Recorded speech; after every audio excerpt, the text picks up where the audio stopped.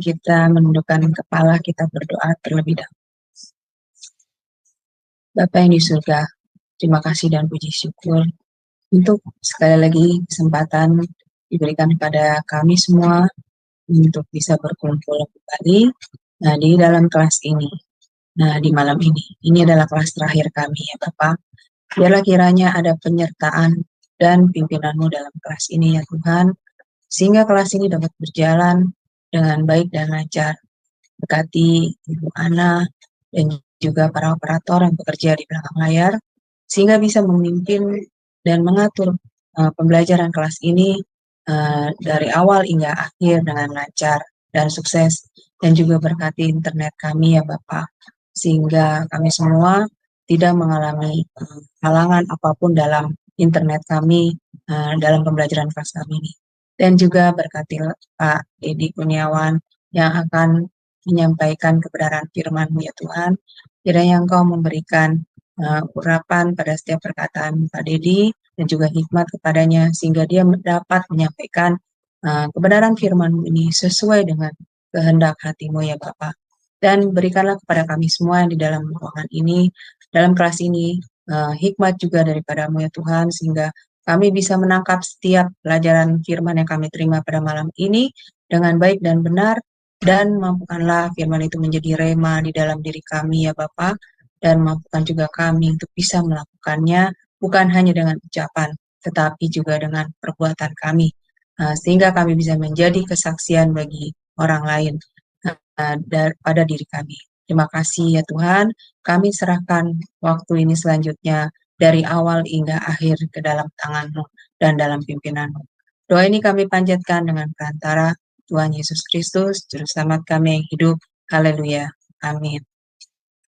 Dan kali ini kita akan memperkenalkan pembicara kita, yakni Pendeta Dedi Kurniawan.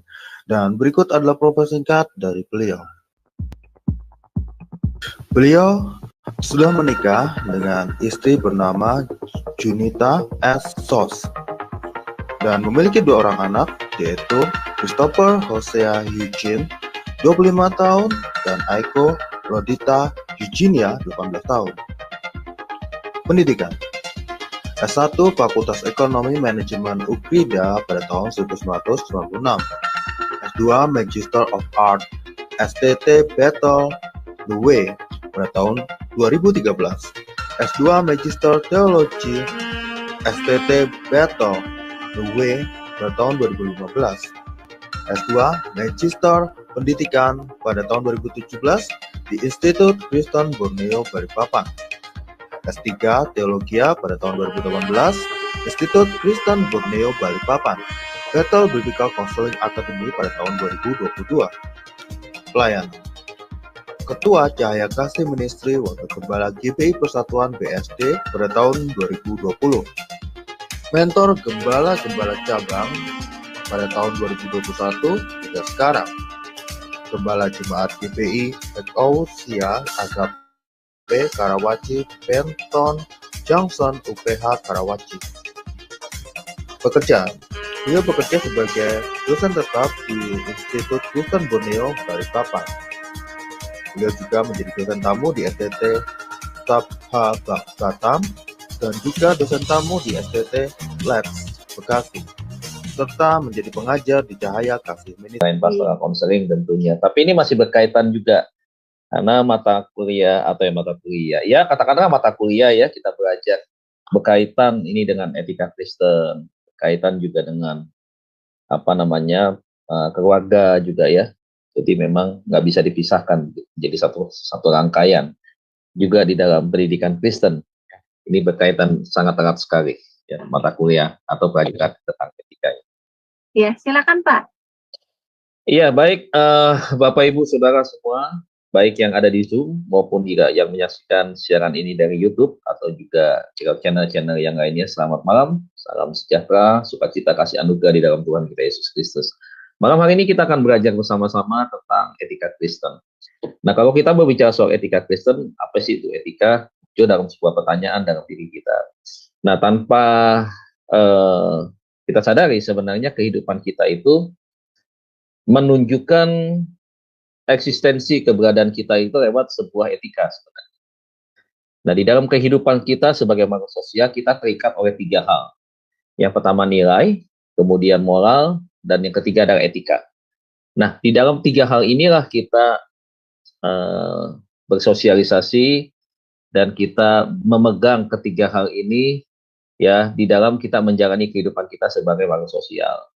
Ada nilai-nilai tentunya menjadi sesuatu yang kita pegang ya, berkaitan misalnya kan dengan nilai-nilai kehidupan, nilai-nilai sosial, bagaimana sikap kita membangun sebuah hubungan di dalam sebuah masyarakat ya, yang nilai-nilai itu mencerminkan misalkan di dalam falsafah bangsa negara kita, ya Pancasila misalkan. Ada nilai-nilai ketuhanan di sana, ada nilai-nilai persatuan di sana, ya kurang lebih seperti itu. Nah, kemudian kalau kita juga berbicara tentang moral, ya maka berkaitan dengan moralitas, morality sebenarnya. Ini berkaitan kepada setiap manusia begitu. Nah, di dalam moralitas ini, yaitu kita berbicara tentang aturan-aturan yang berlaku di dalam masyarakat. Ya, nah moralitas ini berkaitan juga dengan norma sebenarnya ya. Norma yaitu aturan-aturan yang berlaku di dalam masyarakat juga tentunya. Terikat oleh adat istiadat ya, kemudian suku ya, kesukuan begitu ya. Karena kan setiap suku kan punya norma-norma sendiri begitu ya. Punya nilai-nilai yang juga berbeda antara satu suku dengan suku yang lainnya. Nah, juga jangan lupa kalau di dalam norma itu adalah perbuatannya ya. Karena perbuatan kita melanggar moralitas atau tidak begitu. Nah, sementara untuk mengendalikan moralitas itu, maka ada yang disebut dengan etika. Nah, etika inilah yang menjadi sebuah penuntun ya, menjadi sebuah acuan untuk kita tidak bertindak salah dan berperilaku tidak sesuai dengan apa yang menjadi aturan di masyarakat. Nah, di etika Kristen ini membahas tentang hal itu ya. Banyak sekali yang dipelajari di dalam etika Kristen tentunya. Nah, kita sebagai anak-anak Tuhan, kita harus menunjukkan bukan hanya hal-hal yang bersifat etika, tetapi juga nilai dan moralitas sebagai orang anak-anak anak-anak Tuhan yang hidup di dalam kebenaran. Yang itu yang harus kita munculkan.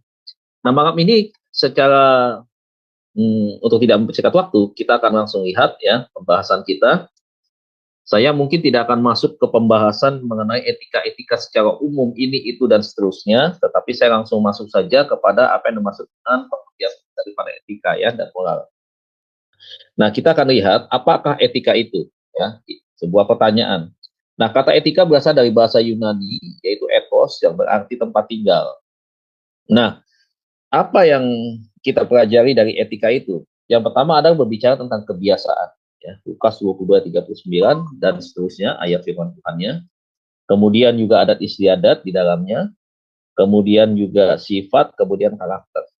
Kemudian juga cara berpikir. Nah, cara bertindak. Nah, inilah yang kita pelajari di dalam etika. Nah, etos juga mempunyai hubungan di mana kita tinggal dan kita bisa berada. Ya, dalam bahasa Indonesia istilah etika adalah untuk menjelaskan apakah kelakuan atau tindakan seseorang itu baik atau buruk, dan norma-norma apa yang dipakai. Nah, itu ya tentang etika. Nah, kemudian etika dapat didefinisikan sebagai studi kritis dari moralitas manusia. Ya, moralitas bergantung pada standar yang dimiliki seseorang manusia yang mempengaruhi hal baik dan buruk yang dibuatnya. Dan goal nilai yang ideal dari prinsip-prinsip yang dimiliki seseorang sebagai landasan di mana ia mengklaim dan mengevaluasi sebagai kebenaran. Studi etika juga berasumsi bahwa dalam melibatkan diri di tengah-tengah masyarakat, manusia sebagai makhluk sosial yang memiliki kebebasan moral dan bertanggung jawab atas tindakannya dalam pengambilan keputusan. Nah, ini pengertian etika Kristen ya yang dilandasi oleh ayat-ayat tadi, kemudian juga etika yang kita pahami secara umum di dalam kehidupan bermasyarakat kita di mana tempat kita tinggal ya. Kemudian ini kebebasan moral, ya pilihan untuk keputusan, tanggung jawab, standar nilai, dan menilai sesuatu dalam hubungan sosial tidak dapat dipisahkan dari latar belakang budaya seseorang dan pengaruh dari lingkungan masyarakat di mana ia hidup. Kebebasan moral ini memang normal, ada karena manusia ini bukanlah robot ataupun benda mati yang bisa dikendalikan. Manusia sebagai makhluk sosial mempunyai keinginan bebas, namun terbatas. Ia bukan makhluk absolutisme. Oleh sebab itu dalam ilmu etika kita mempelajari atau menganalisa berbagai aspek tingkah laku manusia sosial. Ya, ini yang kita pelajari di dalam etika. Ya, nah ini sama kaitannya dengan etika Kristen, karena etika Kristen itu adalah perilaku tindakan yang disesuaikan dengan apa yang ditulis di dalam Alkitab. Nah, sekarang dasar-dasar etika Kristen, kita melihat bahwa etika Kristen, poin pertama ya, berdasarkan kehendak Allah. Ya, jadi ini yang pertama. Ya, apa itu maksudnya? Etika Kristen merupakan satu bentuk yang dipinta oleh dari Allah, maka kewajiban etis merupakan sesuatu yang harus kita lakukan. Kewajiban merupakan ketentuan atau perintah etis yang diberikan Allah sesuai dengan karakter moralnya, tidak dapat berubah. Maksudnya adalah Allah menghendaki apa yang benar sesuai sifat-sifat moralnya sendiri. Jadilah kudus, sebab aku ini kudus. Ya, salah satu contohnya itu ya, Imamat 11 ayat 45. Nah, apa yang diperintahkan oleh Tuhan untuk kudus, maka kita pun harus mengambil itu menjadi sebuah pembelajaran penting yang kita bawa di dalam perilaku kita. Begitu. Supaya apa? Kalau kita pegang apa yang dikatakan firman Tuhan ini, maka sudah barang tentu ketika kita hidup kudus, maka moralitas kita juga bisa terjaga. Ya, seperti itu. Kemudian dikatakan bahwa harus kamu sempurna seperti Bapamu di surga juga sempurna ya. Dan itulah semua ayat-ayatnya ini ya. Ini dasar-dasar daripada etika Kristen yang dikatakan bahwa etika Kristen itu berdasarkan kehendak Allah. Kemudian yang kedua, etika Kristen bersikap mutlak. Artinya apa? Ya, ini yang menjadi sebuah kesatuan utuh gitu, menjadi sesuatu hal yang memang tidak bisa diubah gitu ya.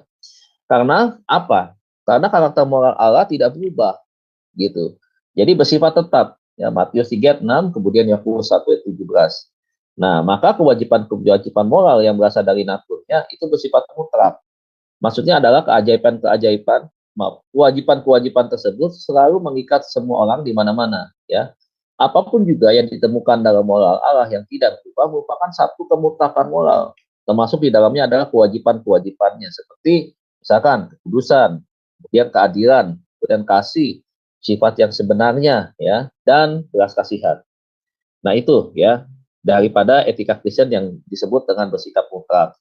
Kemudian yang ketiga, etika Kristen berdasarkan wahyu Allah ya. Kita tahu firman Tuhan itu adalah 100% adalah firman Tuhan, firman Allah 100%. Yang ditulis lebih dari 40 penulis dalam kurun waktu yang berbeda, dan setiap ayat demi ayat, kata demi kata tidak ada saling bertentangan. Ya, PR dan PB itu 100% adalah firman Allah. Nah, etika Kristen berdasarkan perintah-perintah Allah, ya, itu ditulis oleh para penulis yang berbeda dengan latar belakang berbeda, dan itu diwahyukan oleh Allah lewat tuntunan Roh Kudus gitu. Jadi mereka menulis tetapi dasarnya adalah pewahyuan yang diberikan oleh Roh Kudus. Nah, bersifat umum ya, wahyu Tuhan itu ya bersifat umum ya di dalam Roma 1 pasal 1 19 sampai 20, kemudian Roma pasal 2 ayat 12 sampai 25 dan seterusnya ya. Nah, penjelasannya apa? Maksudnya Allah telah menyatakan dirinya baik melalui alam ya, penyataan dirinya ya, alam semesta, di dalam Mazmur dan juga di dalam kitab sucinya. Nah, wahyu umum berisi perintah Allah sebagai perintah Allah bagi semua orang. Nah, wahyu khusus mendeklarasikan kehendaknya untuk orang-orang percaya. Ya, tetapi di dalam kedua hal tersebut, dasar dari tanggung jawab etis manusia adalah wahyu ilahi. Nah, gagal untuk mengenali apabila Allah sebagai sumber kewajiban moral tidak membebaskan siapapun juga, bahkan seorang ateis dari kewajiban moralnya, karena apabila bangsa-bangsa lain yang tidak memiliki hukum Taurat, oleh dorongan diri sendiri melakukan apa yang dikehendaki oleh hukum Taurat, maka walaupun mereka tidak memiliki hukum Taurat, dengan mereka menjadi hukum Taurat bagi diri mereka sendiri. Ya, sebab dengan itu mereka menunjukkan bahwa isi hukum Taurat ada tertulis di dalam hati mereka. Itu maksudnya di dalam Roma pasal 2 ayat 14 sampai dengan 15. Nah, keempat ya adalah etika Kristen bersifat menentukan. Apa itu maksudnya? Karena kebenaran moral ditetapkan oleh Allah yang bermoral, maka harus dilaksanakan. Begitu. Tidak ada hukum moral tanpa undang-undang.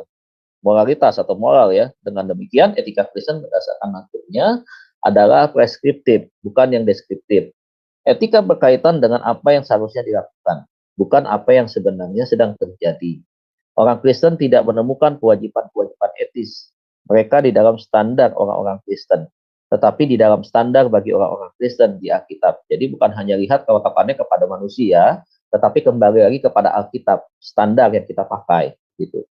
Nah, yang berikutnya, yang kelima, etika Kristen deontologis, ya. Apa itu? Nah, sistem-sistem etis pada umumnya dapat dibagi menjadi dua kategori, ya. Deontologis berpusat pada kewajiban dan teleologis, ya, berpusat pada tujuan.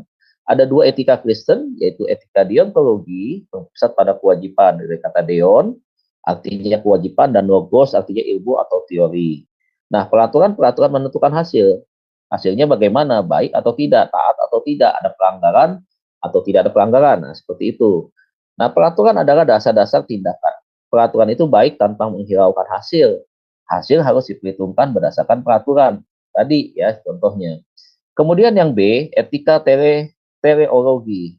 Nah, dari kata teros, ya, artinya tujuan atau akibat. Hasil menentukan peraturan. Hasil adalah dasar tindakan. Peraturan itu baik karena hasil. Nah, hasil kadang bisa melanggar aturan begitu ya. Jadi ada hubungan tujuan, tetapi juga kadang-kadang ada sebab akibat yang muncul daripada etika teleologi ini.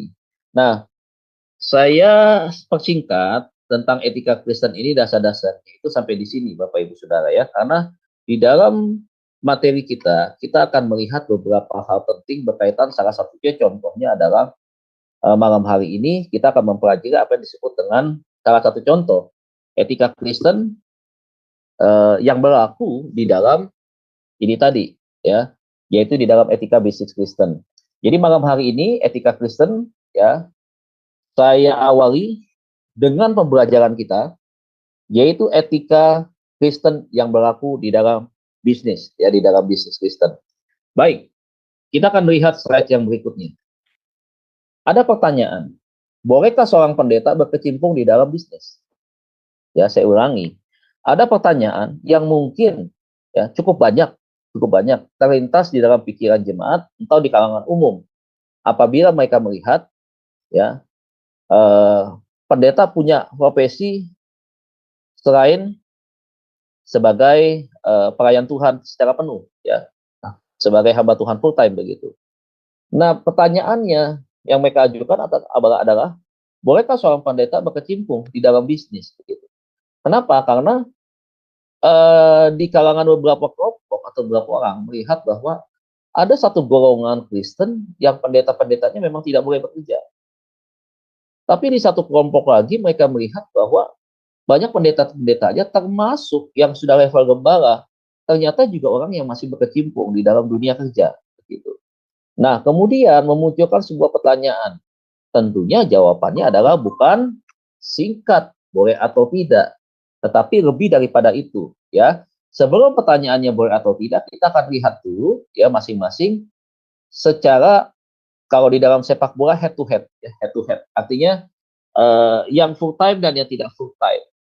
Kelemahan, kelebihan, keuntungannya seperti itu ya. Kita perlu melihat analisa dari dua dari satu figur dengan dua profesi begitu. Nah, kita akan belajar hari ini ya bagaimana etika itu berlaku, khususnya etika Kristen itu berlaku di dalam dunia bisnis. Yang pertama, saudaraku, kita masih membahas tentang boleh atau tidaknya ya seorang hamba Tuhan atau pendeta, bolehkah dia berbisnis ya.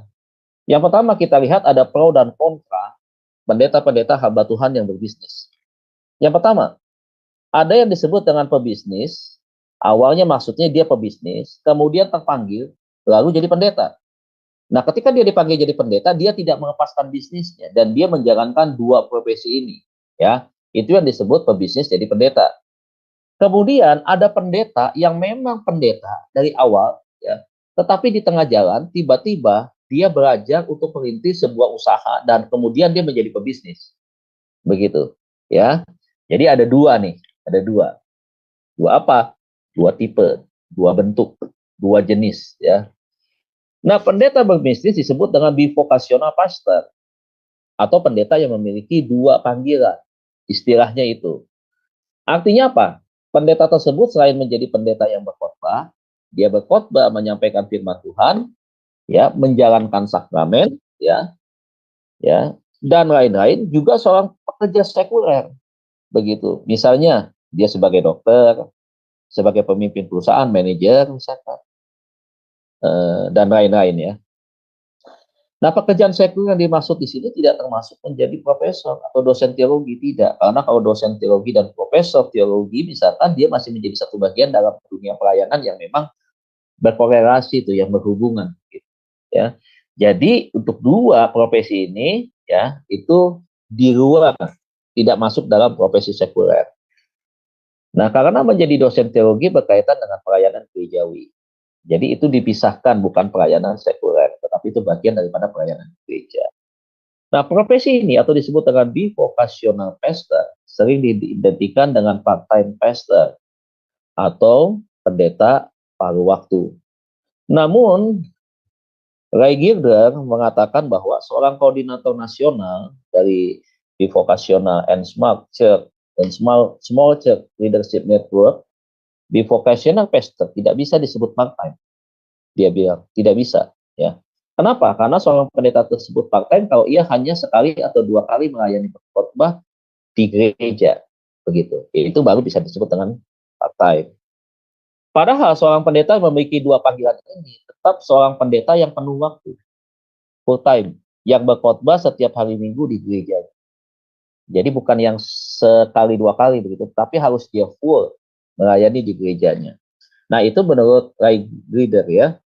Kemudian sekarang kita masuk kepada slide berikutnya. Muncul pertanyaan bagaimana jika seorang pendeta atau hamba-hamba Tuhan melakukan entrepreneurship.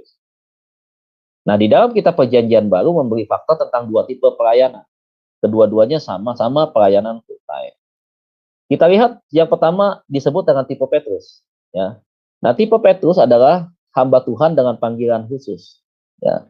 Tuhan Yesus memanggil dia untuk berhenti dari pekerjaan sekuler, yaitu penjara ikan. Dia dipanggil di danau, di tepi danau. Pada waktu itu sedang menjaga ikan. Dan beralih total ke pekerjaan rohani. Jadi apa? Jadi pelayan Tuhan, jadi penginjil. Ya, dipanggil menjadi rasul. Ya. Menjadi penjala manusia, begitu. Nah, beralih pekerjaan secara total. Di dalam Matius pasal 4, nah itu ayat ya, apa yang tertulis di slide. Itu yang pertama, tipe Paulus. Nah, tipe kedua disebut tipe Paulus. Nah, apa itu tipe Paulus? Paulus adalah hamba Tuhan dengan panggilan khusus. Ia masuk ke dalam jajaran para rasul. Tetapi tidak ada perintah spesifik dari Tuhan untuk dia harus tidak bekerja sekuler sama sekali. Atas dasar pemikiran, supaya tidak membebani jemaat, maka ia bekerja sebagai tukang pembuat tenda atau kemah. Jadi, dua-duanya pelayanan full time, dua-duanya melayani Tuhan, tetapi Paulus berbeda dengan Petrus. Paulus, ya, dia bekerja sebagai seorang ahli pembuat tenda atau sebagai seorang pembuat tenda. Ya, dengan alasan adalah dia tidak membebani jemaatnya untuk menanggung kehidupannya. Ya, itu alasannya. Nah, kemudian sekarang kita lihat. Slide berikut mengatakan apa yang melatar belakangi atau motivasi pendeta berprofesi ganda ini. Yang pertama, karena dia suka. Ya, Deborah Bruce, ya, research service di Presbyterian Church di Amerika, ya, mengatakan bahwa ada 53% bivocational pastor. Berarti cukup besar, 53% ya para pendeta menjabat profesi ganda, ya. Mencari profesi sambilan karena mereka ingin mengejar kesempatan karir lain, dan 48% mengatakan bahwa mereka tidak menyukai ide tentang making atau bivocational, tent making atau bivocational ministry. Deborah Bruce melaporkan kembali bahwa mayoritas 52% tidak akan kembali kepada pelayanan penuh waktu. Dia tidak akan kembali, ya. Jadi dia tetap ada di dua profesi atau posisi ini. Jika mereka diberi kesempatan, meskipun 29% mengatakan mereka akan melakukan hal itu pada waktu tertentu di kemudian hari maksudnya, ini sebenarnya membuktikan bahwa tent making ministry bukan lagi suatu panggilan, tetapi suatu hobi. Ya. Sedangkan bagi mereka yang sungguh-sungguh terpanggil, itu tanggung jawab mereka adalah di hadapan Tuhan kelak, gitu. Ya. Nah, itu yang pertama. Yang kedua, tidak mau melepaskan profesi lama. Nah, padahal waktu seseorang dipanggil Tuhan menjadi pendeta, ia menjalankan bisnisnya, entah itu memimpin perusahaan atau bekerja di sebuah perusahaan tertentu. Ya. Lagi-lagi Deborah Bruce mengatakan bahwa di Louisville, Kentucky, mengatakan 20% di vocational Western memilih pekerjaan sambilan karena mereka terbakar emosi. Alasannya itu, terbakar emosi, punya semangat yang menggebu-gebu, ya, punya dorongan atau motivasi-motivasi tertentu, ingin mengerjakan profesi mereka tersebut sebelum menjadi pendeta. Ya, jadi mereka punya target-target tertentu yang mereka kejar sedemikian rupa. Nah, sebelum mereka menjadi hamba Tuhan, ya. Itu yang pertama, tidak mau melepaskan profesi lama. Karena ada satu target-target tertentu yang mungkin bisa saja menurut pendapatnya dia ini belum tercapai begitu. Yang ketiga, gereja yang dilayaninya tidak mampu membiayai si pendeta. Ya, ada kasus di mana gereja yang digembalakan oleh si pendeta tidak mampu membiayai si pendeta. Ya, tidak. Sebenarnya ini banyak sekali terjadi dan sampai saat ini pun untuk wilayah-wilayah sekitar kami banyak gereja yang memang agak di pinggir kota ya. Mereka itu jemaatnya tidak seberapa dan jemaatnya juga kehidupannya juga agak kurang gitu secara ekonomi, secara finansial. Sehingga memang tidak mungkin buat gembalanya itu hidup dengan mengadakan persembahan jemaat. Ya tidak bisa begitu. Ya mau tidak mau ada pilihan lain, ya dia harus bekerja. Nah contohnya untuk wilayah tempat-tempat kami itu ya, yang di pinggiran yang sempat saya tahu ya agak-agak ke pinggir. Maksudnya ke pinggir-pinggir kota begitu ya.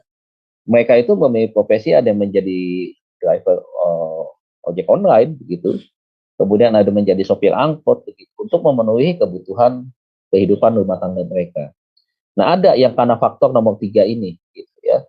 Jadi seperti apa yang dikatakan ya,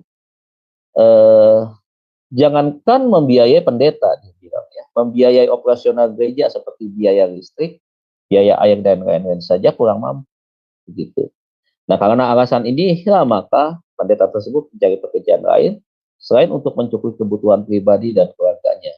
Jika sudah berkeluarga, ya, jika sudah berkeluarga nih, dan juga untuk menjadi berkat di gereja, misalkan dengan memberikan persembahan ekstra kepada gereja yang digembalakannya. Jadi alasan yang ketiga ini juga banyak yang dialami sebenarnya sampai saat ini, ya ada gitu kasusnya, ya nggak sedikit juga sebenarnya, apalagi pada waktu masa-masa COVID ya. Kemudian yang berikutnya yang keempat, ya ingin kaya. Nah ini hati-hati nih, kita bilang nafsu ingin kaya sampai meninggalkan panggilan pelayanan Tuhan. Nah itu hati-hati ya, hati-hati jangan sampai menyimpang. Motivasi terakhir seorang pendeta ingin berprofesi ganda atau berbisnis adalah si pendeta mungkin, ini mungkin, jadi bukan pasti, ya mungkin, ya dugaan, asumsi, ya ingin kaya. Saya tidak menghakimi motivasi si pendeta ini, saya hanya mengambil kesimpulan dari fakta yang ada. Berarti ini diambil dari sebuah fakta, ya bukan karangan, ya. Artinya si pendeta telah mengembalakan gereja yang cukup besar dengan jumlah jemaat yang banyak, bahkan mencapai ribuan orang. Ini termasuk gereja yang sukses ya, gereja yang besar ini. Lalu si pendeta ini masih menjadi presiden direktur sebuah perusahaan. Menurut aturan gereja yang dikembangkannya, yang termasuk gereja kontemporer yang pop, pendeta boleh mengambil sebagian besar persepuluhan jemaatnya. Sebanyak 10%. Ya. Sama, kami di GBI begitu, saudara sebenarnya. 10% itu adalah milik gembala. Jadi kalau 5 juta, 10%-nya 500.000 itu adalah untuk gembala, ya. Persembahan kasih untuk gembala. 1 bulan tuh, begitu. Nah, sisanya dipotong persembahan ke sinode, persembahan ke BPD, ya BPD itu provinsi. Kalau BPP itu kan pusat, berarti kan nasional, ya, gitu, ke sinode pusat. Nah, sisanya itu dipakai untuk operasional perusahaan, ya. Kalau ada pakai full timer, gaji full timer, tentunya pemeliharaan gedung dan seterusnya. Nah itu ya 90. Pertanyaan saya adalah begini. Saya ulangi dulu ya. Pendeta ini berkata di atas mimbar bahwa persembahan jemaat sebanyak 10% dipersembahkan kepada Tuhan. Pertanyaan saya adalah yang 90% gimana ya? Gitu. Ya, logikanya jelas diambil oleh si pendeta, ya. Dari logika ini mari kita belajar menghitung keuntungan profit si pendeta. Ini kebalikannya, kebalikannya. Jadi dia bilang 10% persembahkan kepada Tuhan, ya 90% itu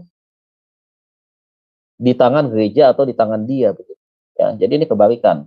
Yang seharusnya 10% itu adalah kalau dikembalikan berdasarkan urutan-urutan fungsinya, maka itu tadi hak untuk menerima bagian daripada persembahan jemaat gembala itu adalah 10%, begitu. Nah, tapi ini beda, ya. Nah, apa yang dikatakan di sini? Dari logika ini maka kita belajar menghitung keuntungan profit si pendeta. Nah, coba Anda hitung, misalkan jumlah jemaatnya 1.000 orang, dan andai kata masing-masing jemaat memberikan persembahan, belum termasuk persepuluhan, ini persembahan aja, ya, persembahan aja. Minimal Rp1.000, maka dalam satu kali kebaktian, jumlah persembahannya minimal 1 juta. Dan si pendeta mendapat keuntungan 90% dari persembahan itu, ya, artinya 900.000. Itu hanya satu kali kebaktian. Bagaimana kalau gereja itu mengadakan 5-6 kali kebaktian? Maka dalam satu hari minggu si pendeta mendapat gaji antara, ya, maka dalam satu minggu si pendeta mendapat gaji antara 4,5 juta sampai dengan 5.400.000. Maka jika satu bulan ada 4 hari minggu, maka dengan perhitungan 90% untuk gaji si pendeta, maka si pendeta mendapatkan gaji antara 18 juta sampai dengan 21.600.000. Dengan gaji sebesar 18 juta minimal, untuk apa si pendeta menjadi presiden direktur sebuah perusahaan yang dimilikinya? Nah, ini adalah bagian daripada fakta yang kemudian dihitung berdasarkan asumsi, ya, berdasarkan asumsi gitu. Yang keempat, ya, karena alasan ingin kaya. Kemudian slide yang berikutnya, apakah pendeta ini masih kurang dengan gaji sebesar itu? Jika masih kurang, yang menjadi problemnya itu bukan boleh atau tidak boleh pendeta berprofesi ganda. Tetapi motivasi awal si pendeta berprofesi ganda atau berbisnis, yaitu ingin kaya, menjadi kaya tentu tidak salah. Tetapi ingin kaya bahkan ingin sesuatu yang lebih, dan itu lebih itulah yang berdosa. Dr. John Calvin pernah mengatakan, the evil in our desire often lies not what we want, ya, but in the fact that we want it too much. Dosa dalam keinginan kita bukanlah terletak pada apa yang kita inginkan, kata John Calvin, tetapi pada fakta bahwa kita menginginkannya terlalu banyak, ya. Nah, ini yang dikatakan dia, ya, seperti yang dikutip di dalam buku ini. Saya pakai kutipan ini jadi jelas, ya, ini bukan pendapat saya. Namun ini perlu kita menjadikan sebuah pembelajaran. Di slide berikutnya dikatakan kelemahan-kelemahan di vocational pastor, ya. Apa sih itu kelemahannya? Nah, seorang pendeta yang berprofesi ganda selain memiliki kelebihan, juga memiliki kelemahan. Kelemahan ini tidak berarti hal ini dosa atau bertentangan dengan firman Tuhan. Karena Alkitab sekali lagi tidak mengajar apapun tentang hal ini. Ya. Kelemahan di sini berarti kendala atau berat yang harus dihadapi di vocational pastor, yaitu mereka kurang bisa berfokus pada pelayanan penuh waktu di gereja. Dan juga kelemahan pada contoh yang dipakai, kelemahan-kelemahan di vocational pastor, berfokus pada pelayanan penuh waktu di gereja, dan juga kelemahan contoh yang dia pakai. Nah, ada kendalanya. Nah, kendalanya apa? Kendala fokus pelayanan. Karena profesi sampingan ini, entah itu sebagai dokter, pebisnis, dan lain-lain, maka otomatis di vocational pastor mengalami kendala dalam hal fokus pelayanan penuh waktu di gereja yang meliputi, satu, kendala fokus mempersiapkan khotbah. Di satu sisi mereka adalah seorang pendeta yang harus berkhotbah setiap hari minggu, dan perlu diketahui untuk berkhotbah dengan benar bukanlah hal yang mudah. Dengan mudahnya dipersiapkan hanya dalam waktu 1 hari. Kecuali pendeta yang berkhotbah dengan modal pintar ngomong layaknya marketing obat atau jamu. Ketika si pendeta berkhotbah, ia tentu mengambil khotbahnya dari nas Alkitab, dan ketika ia mengambil nas Alkitab, maka mau tidak mau pasti diperlukan suatu penafsiran. Oleh karena itu, untuk berkhotbah yang benar diperlukan 2. Ya, ilmu homiletik atau ilmu berkhotbah, dan hermeneutika atau yang disebut dengan ilmu tafsir. Kendala yang pertama, Bapak Ibu, di vocational pastor adalah dia memiliki kesulitan dalam hal waktu mempersiapkan bahan khotbah yang harus dia sampaikan di hari Minggu, saudara. Kenapa? Karena dikatakan bahwa mempersiapkan khotbah itu tidak boleh asal-asalan. Ya, tidak boleh asal comot kemudian tanpa penafsiran. Sebab kalau diambil, ya, ayat firman Tuhan kemudian ditafsirkan sendiri, memasukkan ide sendiri, ya, itu merupakan suatu kesalahan, ya. Jadi yang disampaikan lagi itu bukan seperti apa yang ditulis dan yang dimaui oleh Alkitab, tetapi berdasarkan apa yang ada di dalam pikirannya dia, begitu. Nah, hal inilah yang bisa menyebabkan sesuatu kekeliruan, ya, tentunya, ya, dan memang tidak dibenarkan di dalam ilmu berkhotbah, yang homiletika, yang khotbah yang benar itu harus penuh dengan persiapan. Jadi bukan asal-asalan. Nah, ketika dia terlalu sibuk dengan urusan profesi yang satunya lagi itu, dia tidak punya waktu untuk berkhotbah, tidak punya waktu untuk persiapan yang matang untuk berkhotbah, maka kita bisa melihat bahwa khotbah yang disampaikannya pun adalah bukan khotbah-khotbah yang akhirnya memiliki kuasa atau bobot teologis yang dalam, begitu. Nah, sehingga ini menjadi suatu kelemahan dan kerugian buat jemaat. Itu ya, ini kelemahannya nih, kendalanya nih buat seorang pendeta atau juga seorang gembala, ya pokoknya hamba Tuhan lah yang memang pelayanan adalah di bimbang melayani jemaat kalau dia punya profesi ganda, begitu. Kemudian yang berikutnya, kendala yang kedua, yaitu kendala fokus antara hal gerejawi atau sekuler. Karena bekerja di sekuler, di samping menjadi pendeta, maka mungkin sekali banyak di vokasional pastor yang kerepotan mengurus hal-hal gerejawi yang bertabrakan dengan pekerjaan sekulernya. Misalkan, jika di waktu yang sama, ada pelayanan penguburan di gereja dan juga rapat direksi di perusahaan yang dipimpinnya, atau jadwal operasi pasien jika si pendeta juga merangkap sebagai dokter, maka apa yang harus diputuskan oleh seorang bivocational pastor? Mau pilih yang mana nih? Begitu. Mau profesi mana yang didahulukan? Coba kalau kayak begini, saudara. Ya, ini salah satu contoh kendala. Ya, kendala ini bukan kendala asal sekedar teori yang dibuat, tidak. Tapi memang kendala-kendala yang nyata nih di dalam kehidupan hamba Tuhan yang punya profesi double ini. Gitu. Ya, dikatakan bahwa menengahkan pelayanan penguburan gereja dengan menghubungikan pendeta lain yang bisa melayani upacara tersebut, ini pilihan alternatif. Yang pertama, dilakukan dengan cara itu, ya, atau tidak dilakukan dengan cara itu. Ya.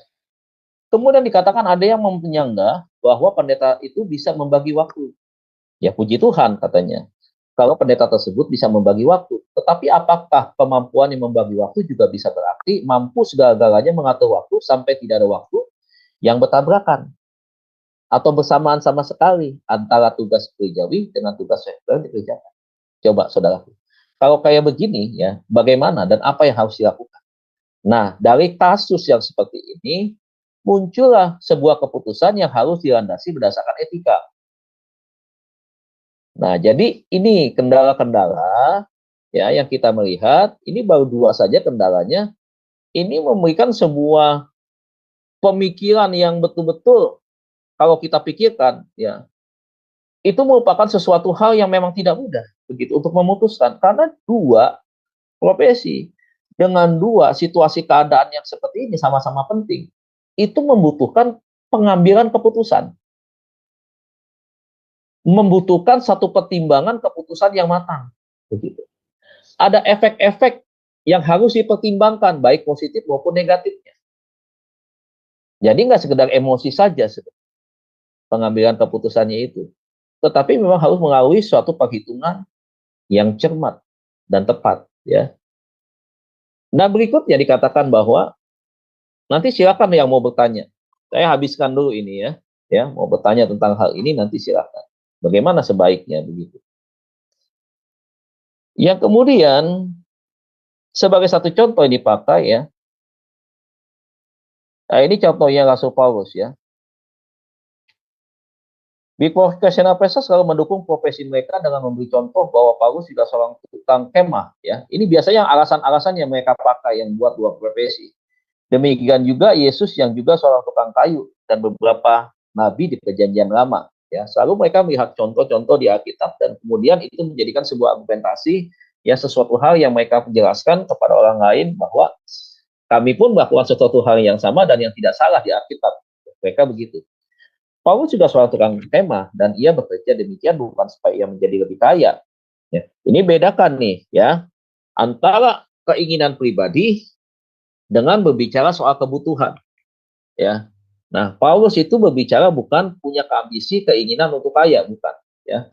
Tetapi dia punya alasan-alasan tertentu yang dia pertimbangkan dan menjadi sebuah pilihan ya didasari karena kebutuhan untuk dirinya sendiri begitu ya. Kebutuhan apa? Kebutuhan hidupnya dia. Nah, tetapi untuk membiayai pelayanan sendiri dan juga membantu pelayanan bagi jemaat-jemaat yang dilayaninya. Selain kebutuhan kehidupan pribadi, dia juga memakai biaya yang dia dapatkan dari jasa dia membuat tenda adalah untuk mengembangkan biaya-biaya pelayanan yang dia pakai, ya, atau yang dia bagikan ya, di dalam pelayanannya dia kepada setiap jemaat. Ya, namun jangan memakai alasan karena Paulus bekerja sambilan, maka yang mau jadi pendeta harus bekerja sambilan. Nah, ini jangan dijadikan alasan. Ya. Kalau bivocational pastor memakai Paulus sebagai teladan, pertanyaannya mengapa yang diambil teladannya hanya urusan membuat tenda saja?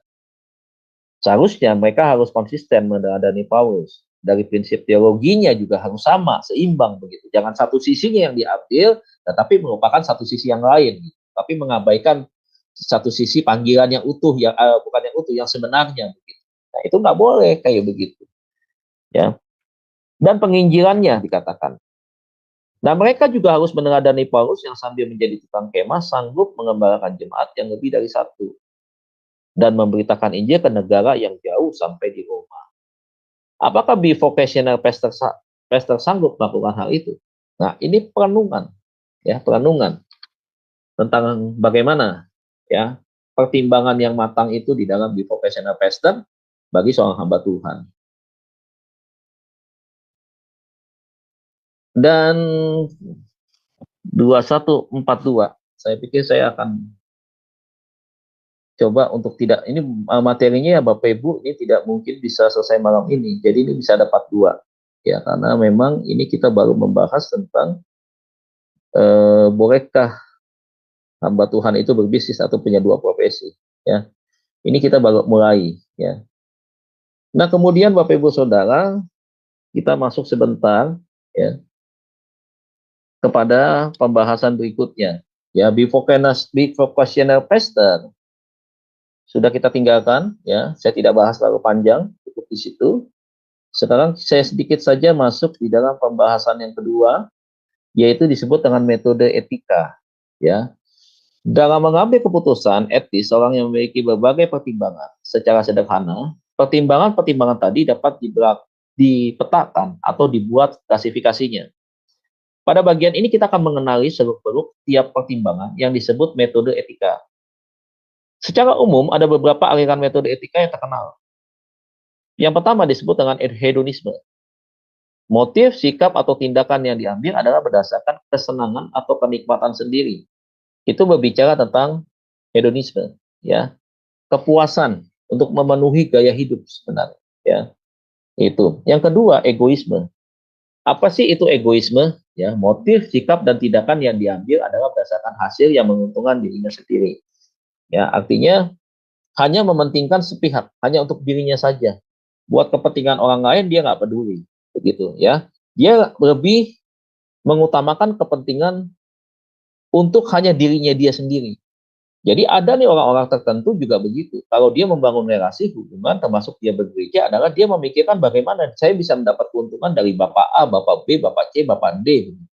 Tetapi ketika ada sesuatu yang harus ada timbal balik, dia berikan lagi kepada Bapak A dan Bapak B dan Bapak C, dia defensif, dia tidak mau melakukan itu.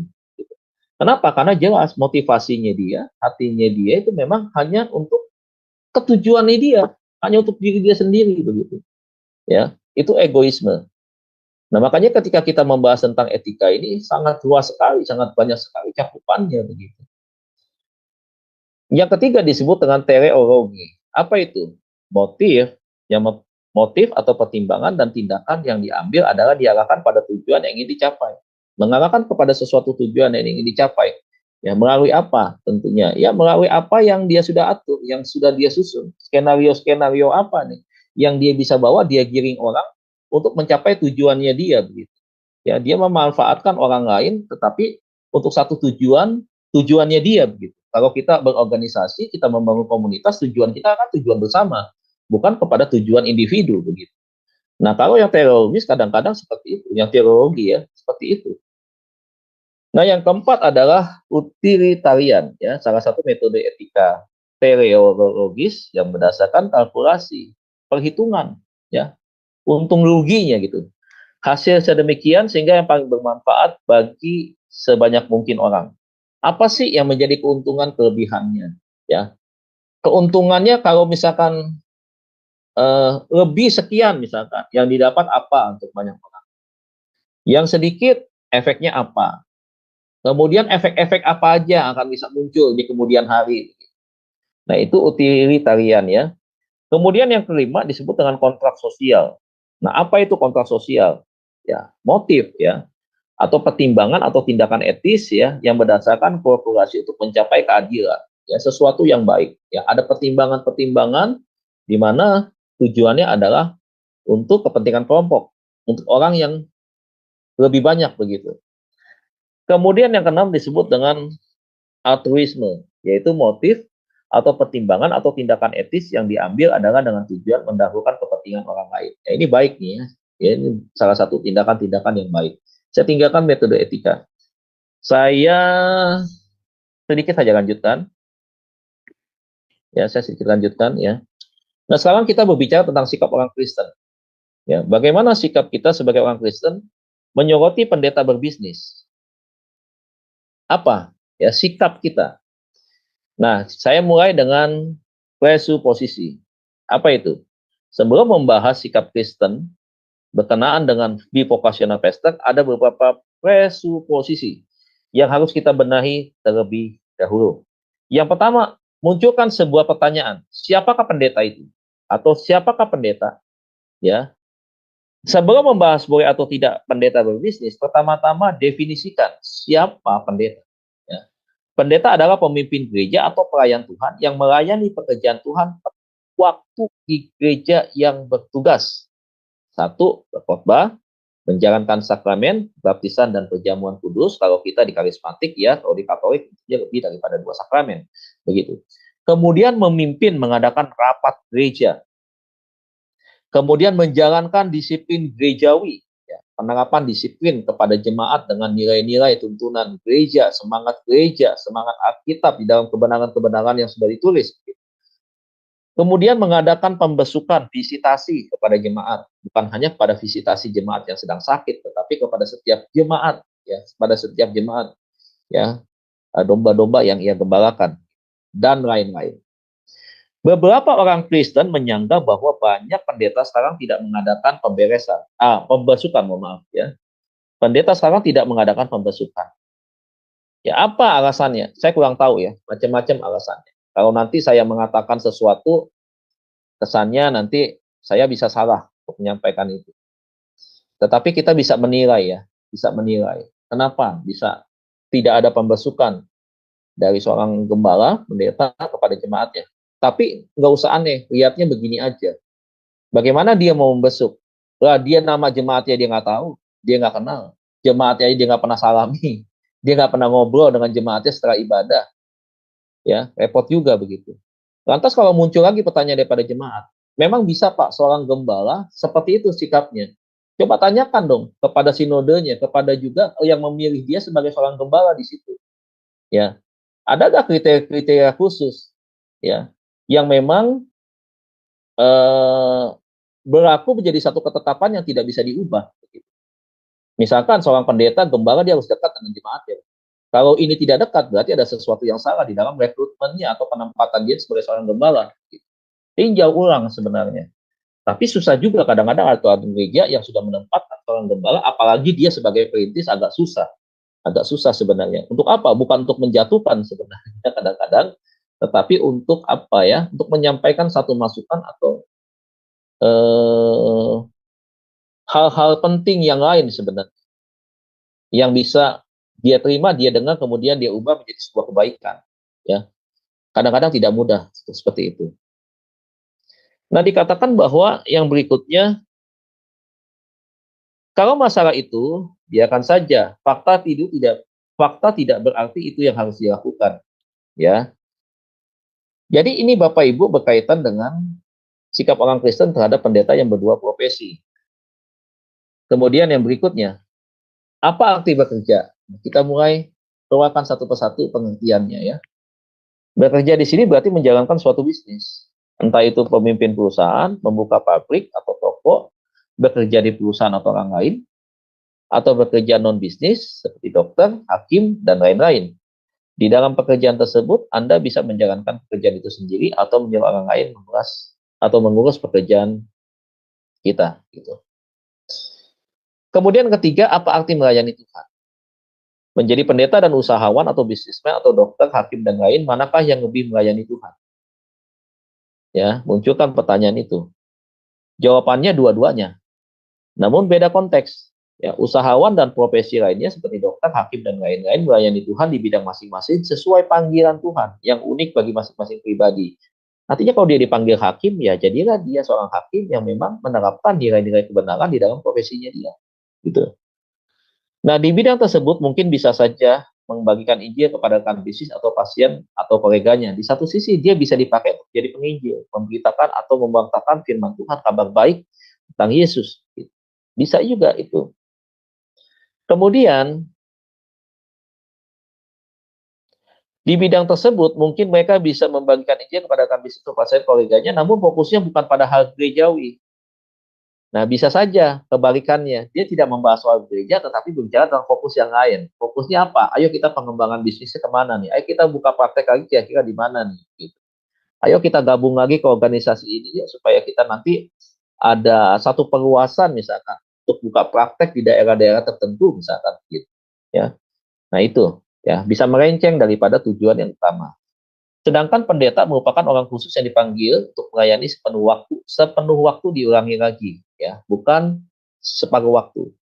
Yang tentunya bertugas untuk hal-hal gerejawi, seperti berkhotbah, menjalankan ini itu dan ini seterusnya. Ini diingatkan lagi, diulangi lagi. Kemudian yang berikutnya, yang keempat di slide yang berikut, ya, apa arti panggilan?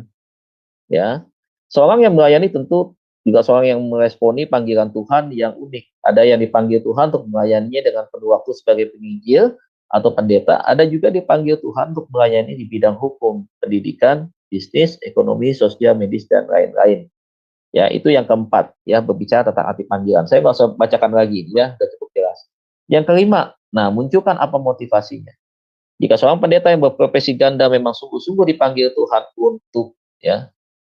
untuk bekerja sekuler, maka perlu dipertanyakan apa motivasinya.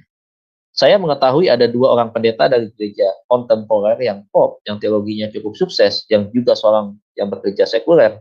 Karena mereka menganggap bahwa gereja yang mereka layani tidak mampu biaya, artinya salah satu dari mereka bekerja sekuler karena ingin menjadi lekat bagi gereja dan jemaat yang dilayani. Bagi saya tentu motivasi ini tidaklah salah dan bisa dimaklumi. Namun kalau si pendeta yang ingin berbisnis itu motivasi ingin cepat kaya, yang sungguh terlihat dari ambisinya memiliki dan mengembangkan banyak perusahaan, padahal ia sudah mengunggah keuntungan dari persepuluhan gerejanya yang berjumlah minimal 18 juta per bulan, maka tentu tidak dapat dibenarkan karena motivasinya sudah jahat di mata Tuhan. Ya, yang keenam, gereja model apa yang dilayaninya? Keputusan untuk memperbolehkan atau melarang pendeta berprofesi ganda juga harus dikaitkan dengan gereja model macam yang dilayaninya. Mengapa? Karena masing-masing gereja memiliki kebijakan tersendiri. Ada gereja yang memiliki peraturan untuk menjadi pendeta secara langsung dari sinode, sedangkan ada gereja yang menetapkan bahwa pendeta digaji dari hasil persembahan jemaatnya. Nah, ini tadi saya katakan di awal, ya, ada perbedaan. Nah, kalau kebanyakan pendeta yang berprofesi ganda itu berasal dari gereja yang menetapkan bahwa pendeta digaji langsung dari persembahan jemaatnya, meskipun tidak menutup kemungkinan dari gereja yang digaji dari sinode, ya. Ya, saya stop dulu sampai di sini Bapak Ibu untuk bertanya, karena kalau terlalu panjang nanti Bapak Ibu fokusnya jadi lari sana kemari, ya. Saya kejar ini sedikit, tapi berkaitan dengan fokusnya adalah soal tadi hamba Tuhan yang berprofesi ganda, ya, kelebihan dan kekurangannya. Dari apa yang saya sampaikan mungkin Bapak Ibu ada yang ingin bertanya tentang hal-hal yang berkaitan dengan dua profesi ini, ya. Jadi saya stop dulu, saya tidak habiskan sampai dengan sisa waktu 3,5 jam lagi, jadi saya cukupkan untuk 1 jam eh, pemaparan materi, kemudian sisanya Bapak Ibu silakan untuk bertanya.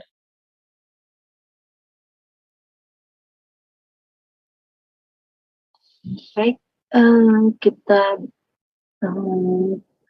dulu masuk ke diskusi atau tanya jawab. Akan lebih baik kita lihat dulu acara-acara selanjutnya atau acara besok. Silakan, operator.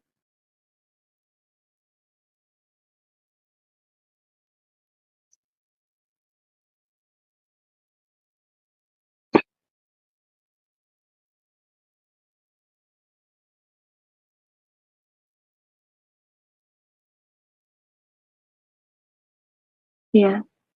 Eh, Diturunkan dulu ya slide-nya. iya. Slide-nya Pak Dedi ya.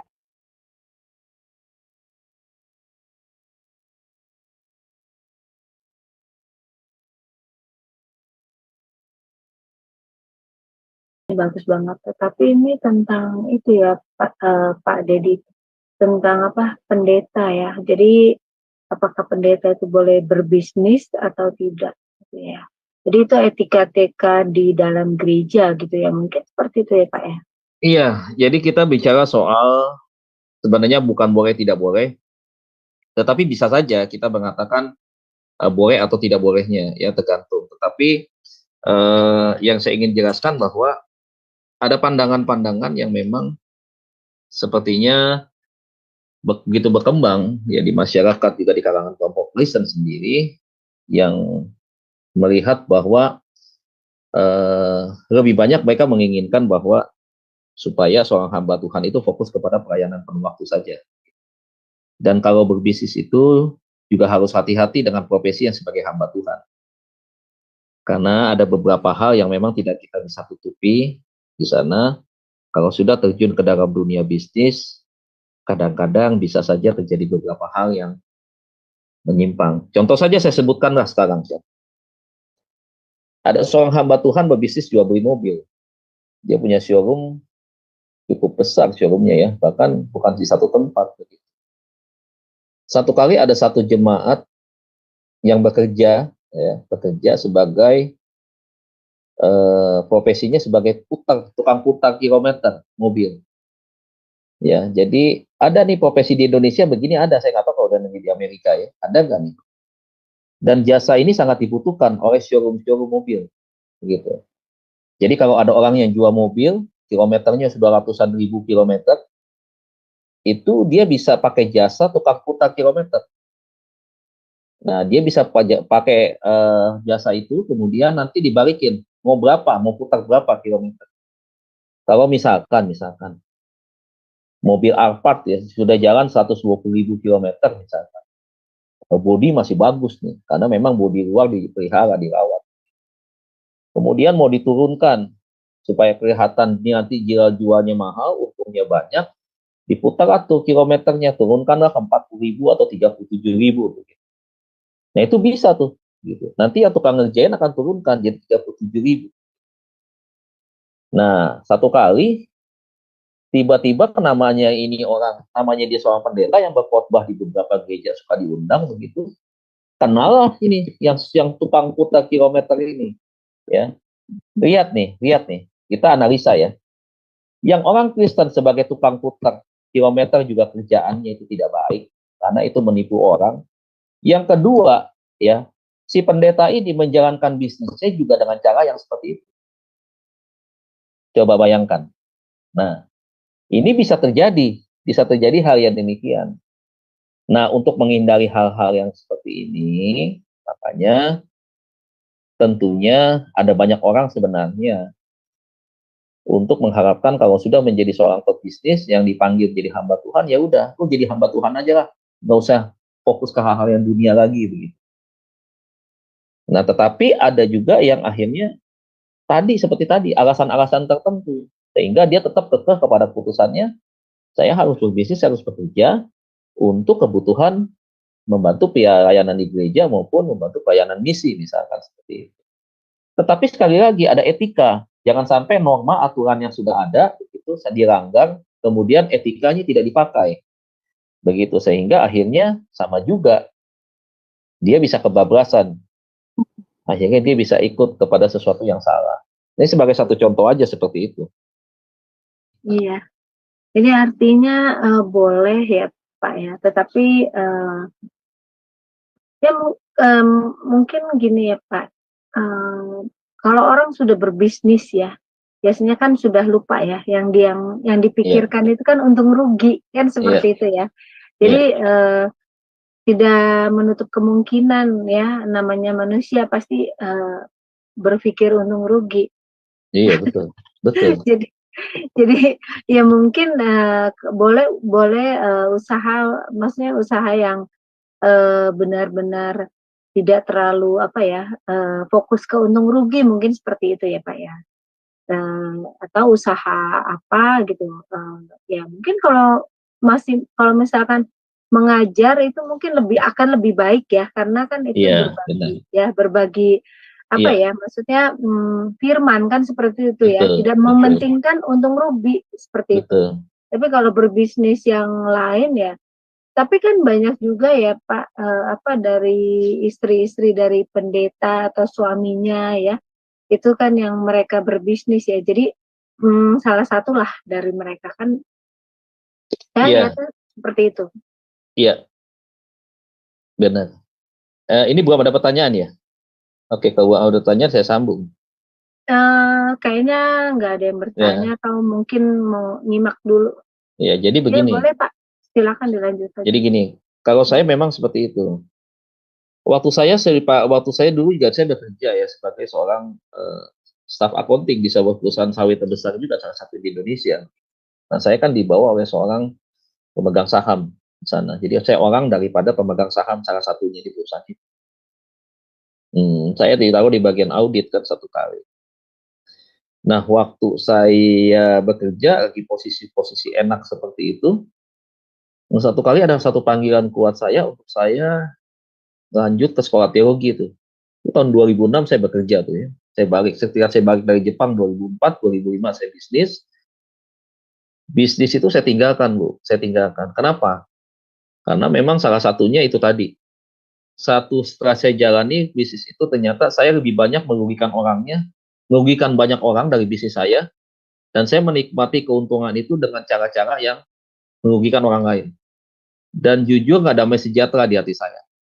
Dan ketidak damai sejahtera di hati saya itu ternyata ada bibit-bibit awal, salah satu panggilan Tuhan untuk menggiring saya, membawa saya masuk kepada sekolah teologi tanpa saya sadari.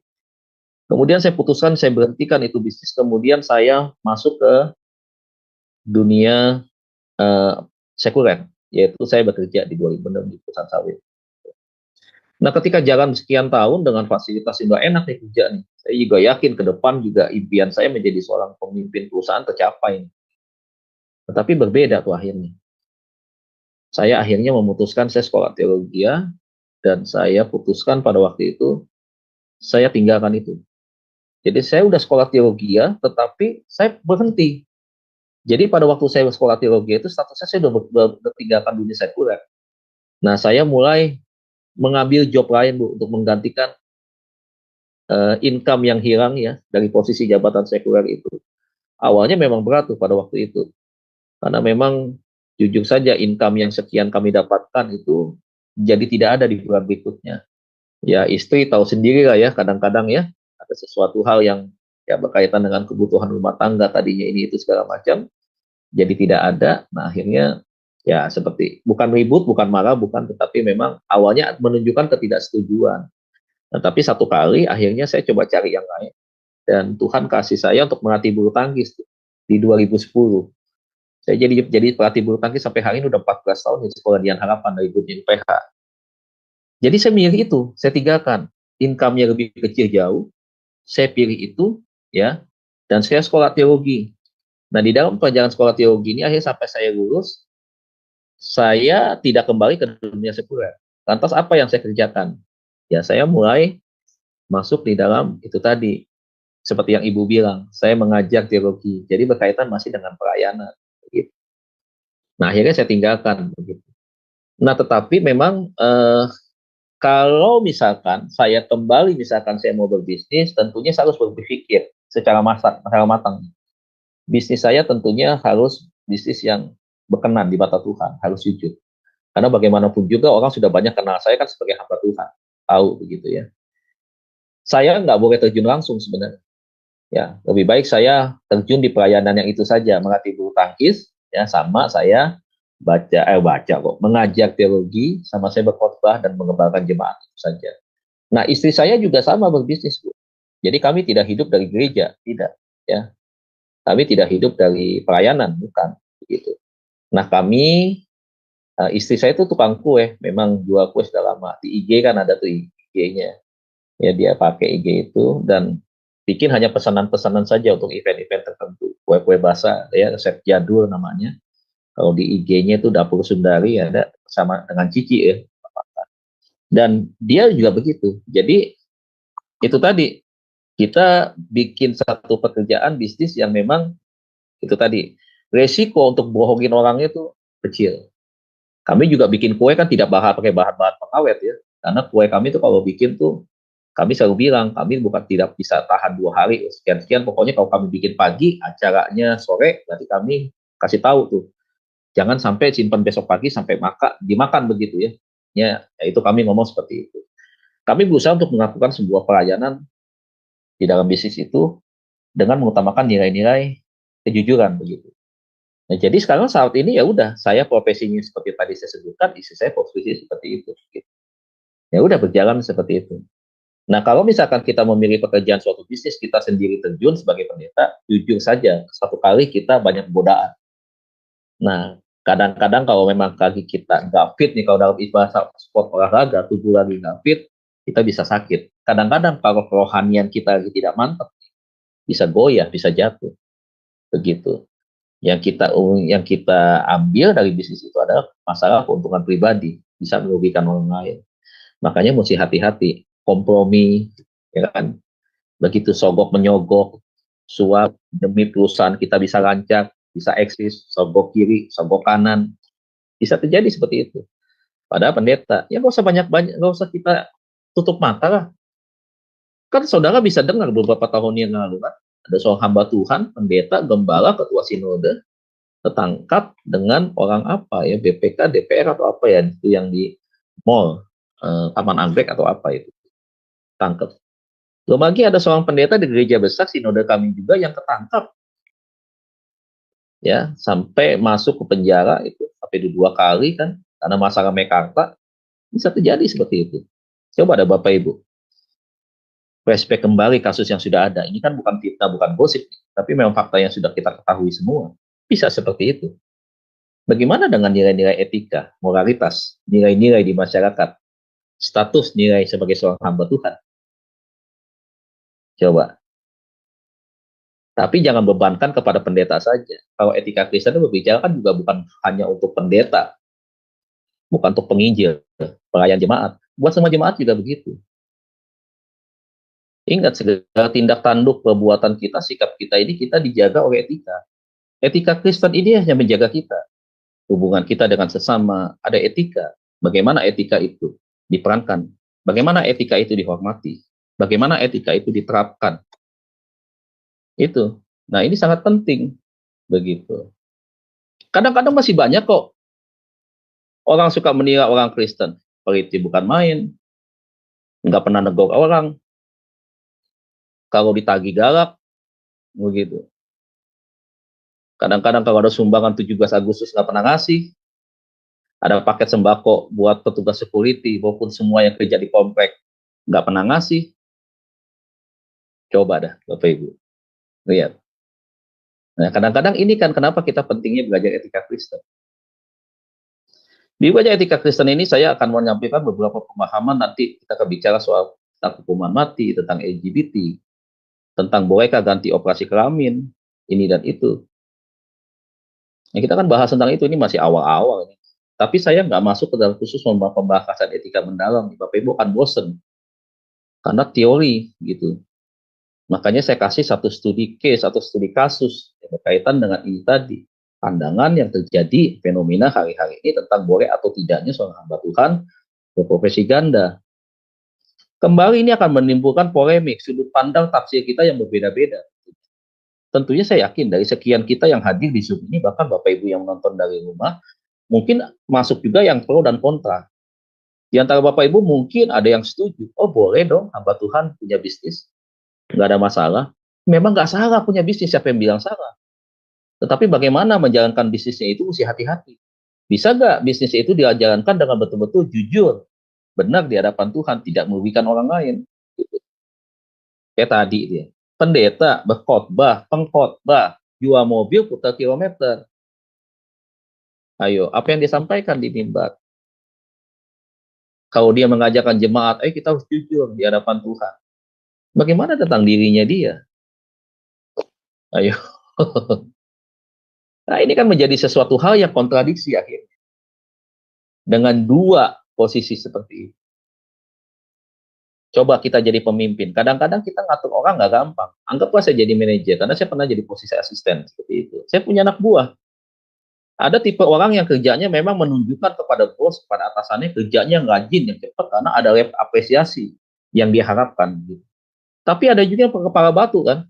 Bikin laporan itu tanggal 28, 29 bikin laporan. Supaya cepat naik buat laporan bulanan ke atas. Gitu. Bikinnya nyantai. Ya, kita panggil dari ngomong lembut, ngomong sedikit keras, sampai kita naik darah, narik napas, sampai kita napas ngos-ngosan, nggak diladenin juga. Coba, di satu sisi kita pendeta, coba.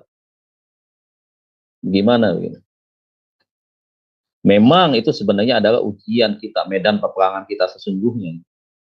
Kesabaran kita dilatih. Tetapi bisa nggak kadang-kadang kita lepas kendali? Bisa, bisa. Bisa saja kita emosi, kita mengeluarkan kata-kata yang tidak pantas, refleks sebagai manusia. Karena jangan tuntut semua manusia sempurna. Ya, level, gelar, titel, kependetaan itu tidak menjamin orang hidupnya sempurna. Tidak. Nggak munafik itu. Begitu. Kita pas sudah kasih contoh, orang yang dekat dengan Tuhan bisa berbicara sama Tuhan, dia bisa berbuat salah. Musa dia bisa berjumpa Tuhan, bisa lihat Tuhan di atas Gunung Sinai. Dia bisa emosi, lepas kendali, dia banting di depan Tuhan itu. Roh batu. Coba, apalagi Deddy Kurniawan. Ayo. Nah, makanya ini ya etika Kristen itu adalah menjadi sebuah pegangan buat kita untuk kita berperilaku, bertindak, menghormati norma-norma yang berlaku di masyarakat, itu berkaitan juga dengan nilai-nilai etika Kristen. Jangankan bahasa etika, etiket saja berlaku. Etiket tahu ya, kalau etiket itu adalah misalkan kalau kita makan di luar, di restoran, angkat kaki kan nggak boleh. Kita korek-korek gigi tuh sambil makan di restoran begitu kan, nggak ditutupi di depan orang, kan melanggar etiket itu. Tetapi kalau di rumah nggak apa-apa itu, karena di rumah Anda sendiri tidak ada yang menyaksikan. Seandainya ada yang menyaksikan juga itu rumah Anda sendiri dan itu tidak berlaku di rumah Anda kan apa itu kan. Begitu. Tetapi kalau di luar tetap itu masuk di dalam etika Kristen juga. Orang Kristen kok cara makannya begitu. Ayo, itu belajar. Ini kita perlu belajar dari hal itu. Oke, silakan Bu. Kalau ada mau tanya tentang hal-hal yang lain. Mungkin dilanjut dulu kali Pak. Oh, mau dilanjut? Iya. Oke, kalau mau dilanjut nggak apa-apa ya. Iya, silakan. Nggak, tadi takutnya saya terlalu panjang. Juga. Oh iya, oke, iya. saya lanjut. Ya. Sambil menunggu. Iya. Tadi saya pikir ada yang nanya, Pak, solusinya bagaimana kalau tadi pendeta lagi ada itu mendadak nih. Mau mana yang dia mau pilih? Bagaimana? Satu jemaat dia kritis di rumah sakit, yang satu lagi pimpin rapat. Gimana tuh respon kita, reaksi kita harus bagaimana? Oke, kita akan masuk di dalam, sampai mana ya?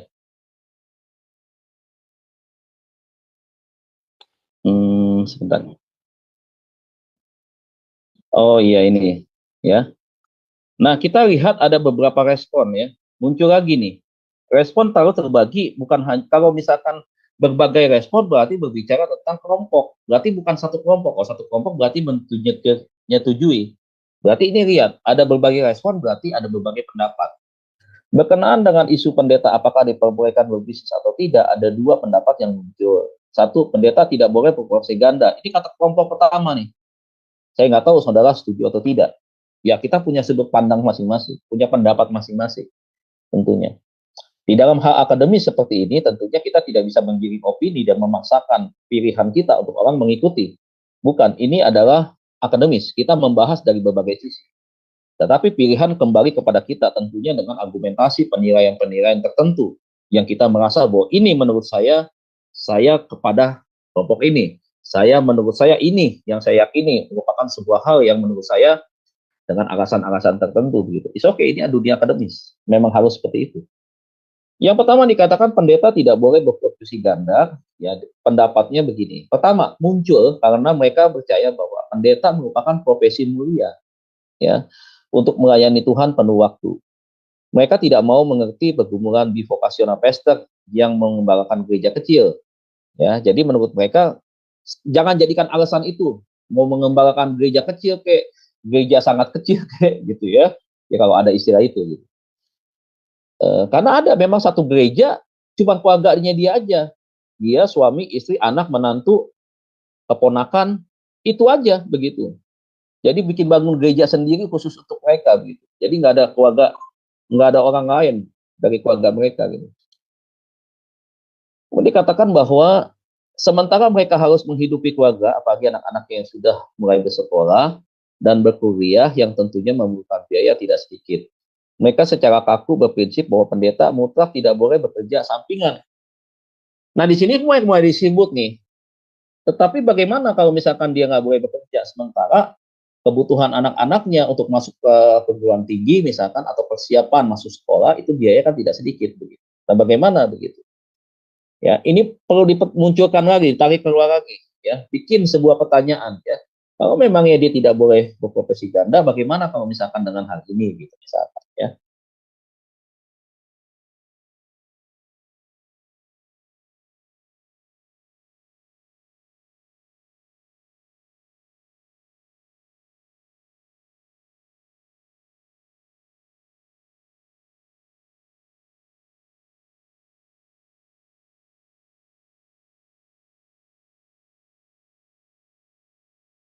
Pak Dedi, monitor sinyal ya mungkin.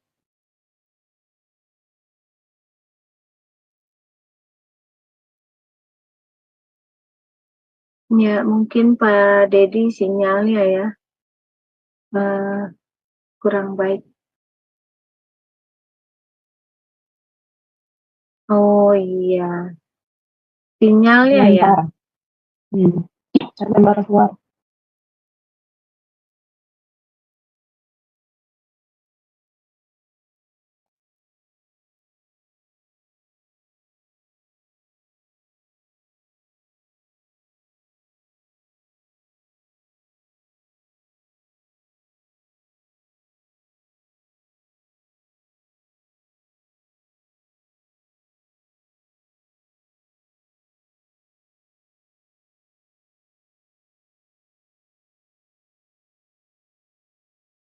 Ya. Tadi sampai mana ya Bapak Ibu ya? Sempat putus ya? Itu Pak. Tadi. Iya tiba-tiba sinyal langsung hilang tandanya itu. Nah, iya ini Pak sampai sini. Iya, jadi ini ada dua pendapat ini ya, boleh dan tidak boleh seperti itu ya. Dengan alasan-alasan tertentu mereka katakan oh iya boleh dong kita bekerja karena ini alasannya. Karena Yesus dan Paulus itu mereka juga bekerja paruh waktu ya. Dua profesi ya, bivokasional gitu. Nah, itu ada dua kelompok itu. Kemudian kita lihat bahwa pandangan yang salah tentang bisnis ini. Beberapa orang mengatakan bahwa bisnis itu kotor. Benar gak sih menurut Bapak Ibu bisnis itu kotor? Benar gak seperti itu? Nah nanti boleh ditanya lah ya, boleh ditanya, boleh dikasih pandangan. Bila itu menjadi kotor adalah karena kesalahan manusia, katanya. Bukan oleh karena yang ia kehendaki. Yang Tuhan kehendaki justru adalah menjaga kebersihan dan kesucian bisnis itu. Yang Tuhan kehendaki justru adalah melaksanakan kegiatan itu dengan sepenuh hati, disemangati oleh ketaatan kepadanya, serta kesadaran yang penuh bahwa kita sedang mengelola harta milik Allah. Ya, jadi itu. Nah, sebagian besar tulisan Musa di dalam Perjanjian Lama terdiri atas perintah-perintah Tuhan mengenai apa saja. Yang pertama, di dalam usaha pertanian. Ini kan juga bisnis. Ya, Imamat 25, 3, dan 4. Yang kedua, Tuhan juga terlibat dalam bisnis real estate, tanah dan rumah. Ya, beberapa ayat dalam Perjanjian Lama merupakan perintah Tuhan secara garis besar mengenai cara mengadakan transaksi dalam bisnis real estate. Ya nanti baca sendiri itu di dalam kitabnya. Ya hari ini kita nggak belajar untuk kita mengupas secara ayat ya. Yang ketiga kita memperhatikan perkembangan sistem kredit dan perbankan. Ini sudah ada dari zaman dulu Perjanjian Lama, makanya hebat. Ya kita kalau kita belajar ekonomi Perjanjian Lama ya, saya latar belakang ekonomi saudara ya. Ilmu yang pertama kali saya pelajari. Kalau kita belajar itu asik banget saudara di Perjanjian Lama. Ya, hukum-hukum ekonomi pada waktu itu, ya pembelakuan peraturan di dalam dunia bisnis, ekonomi pada perjanjian lama, ya itu sudah sangat luar biasa loh pada waktu itu. Jadi memang Alkitab ini sangat-sangat luar biasa. Ya. Kemudian yang keempat dalam urusan untuk mengukur dan timbang menimbang. Oh, Pak, itu sudah ada di situ. Yang kelima dalam pengembangan sistem peradilan sudah ada juga. Masalah-masalah sekarang yang berkaitan dengan keadilan hukum itu sudah ada di zaman dulu begitu. Nah, kalau sekarang kan juga rawan sebenarnya. Nah, makanya ada yang disebut dengan mafia peradilan. Begitu. Nah, ketika kita sudah dengan kata mafia peradilan, selain mafia tanah, mafia migas, ya, mafia-mafia lain itu maksudnya orang-orang kotor yang campur tangan untuk mempermainkan keuntungan-keuntungan di balik kebijakan-kebijakan di bidang yang ia sedang mainkan itu. Nah, saudara, apa sih yang sebenarnya kita harus respon nih? Nah, tentunya ya di dalam bidang-bidang peradilan hukum, kan banyak anak-anak Tuhan di sana. Kalau ketika berhadapan dengan mafia-mafia keadilan, coba bagaimana respon kita, sikap kita ketika kita memutuskan sebuah perkara. Waktu kasus Ferdy Sambo, saya apresiasi banget itu. Hakim Wahyu ya, saya apresiasi profesional sekali itu. Ya mudah-mudahan aja dia Kristen, jemaat GBI. Enggak, dia bukan Kristen. Tetapi kalau dia bukan Kristen, lihat saudara. Dia bisa profesionalisme itu dia jaga. Dia bisa menjaga dirinya dia untuk tidak berhubungan dengan orang-orang yang berkepentingan di balik itu. Coba saudara, bayangkan. Bisa nggak hukum itu dibeli? Bisa. Ya, bisa nggak kita digoda? Bisa. Kalau saya sebagai hakim misalnya. Ada satu kasus besar misalkan yang saya tangani. Nah, tentunya kalau berdasarkan undang-undang atau kesalahan yang diperlakukan, misalkan hukumnya harus berat. Tiba-tiba ada pihak dari luar yang mendekati saya untuk dimainkan lah, kasusnya menjadi ringan. Begitu. Bisa. Nah, kan kembali lagi kepada manusianya sebenarnya. Begitu. Nah, bisa saja dijatuhi hukuman ringan. Nah, kalau sudah seperti itu, dan ternyata hakimnya hamba Tuhan lagi, gembala jemaat di salah satu gereja, satu sinode misalkan. Waduh, nggak kebayang saya. Ya, nggak kebayang. Karena ini Indonesia, Bung. Indonesia, ya. Mohon maaf, saya tidak menjelekkan, tetapi faktanya kan demikian. Segala sesuatu kayaknya susah yang tulus, yang benar itu. Mengurus apapun itu yang tulus-tulus, yang benar itu kayaknya susah. Kalau mengikuti aturan kan. Nah, saya dulu kan pernah bekerja di sapi. Saya pengadaan sapi. Saya yang terjun ke lapangan langsung. Saya nggak usah sebut satu daerahnya nanti. Saya ngambil dari salah satu daerah. Harus ada izin. Izin apa? Perdagangan sapi antar pulau. Nah, untuk bikin izin itu kita bawa uang nih, kita beri hari ini. Siap-siap sapi kita nggak bisa kita kirim ke Pulau Jawa. Nggak bakal bisa.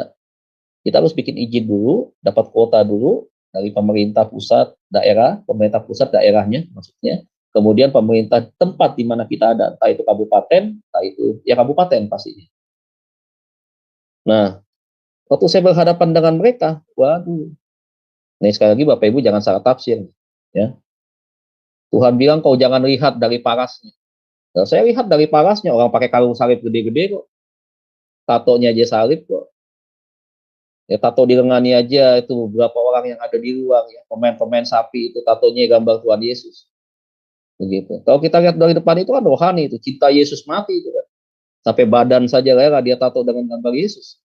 Simbol-simbol kekristenan itu dia pakai kalau ngomong puji Tuhan, shalom, haleluya. Tapi saudara tahu prakteknya begitu kita berhubungan dengan mereka, saudara tahu apa?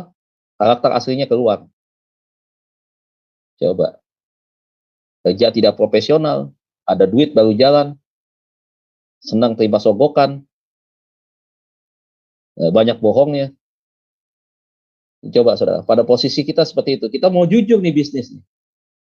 Ya silakan mau pilih mana, sapi lo berangkat ke Pulau Jawa atau tidak berangkat. Kalau sapi lo mau berangkat, ibaratnya nih, kalau sapi lo mau berangkat, bisa keluar dari kandang, bisa kirim ke sana. Ya duit dulu, coba saudara bayangkan. Tetap bobroknya ada mentalitas yang udah menurut saya udah ada di bawah titik terendah banget begitu. Ya.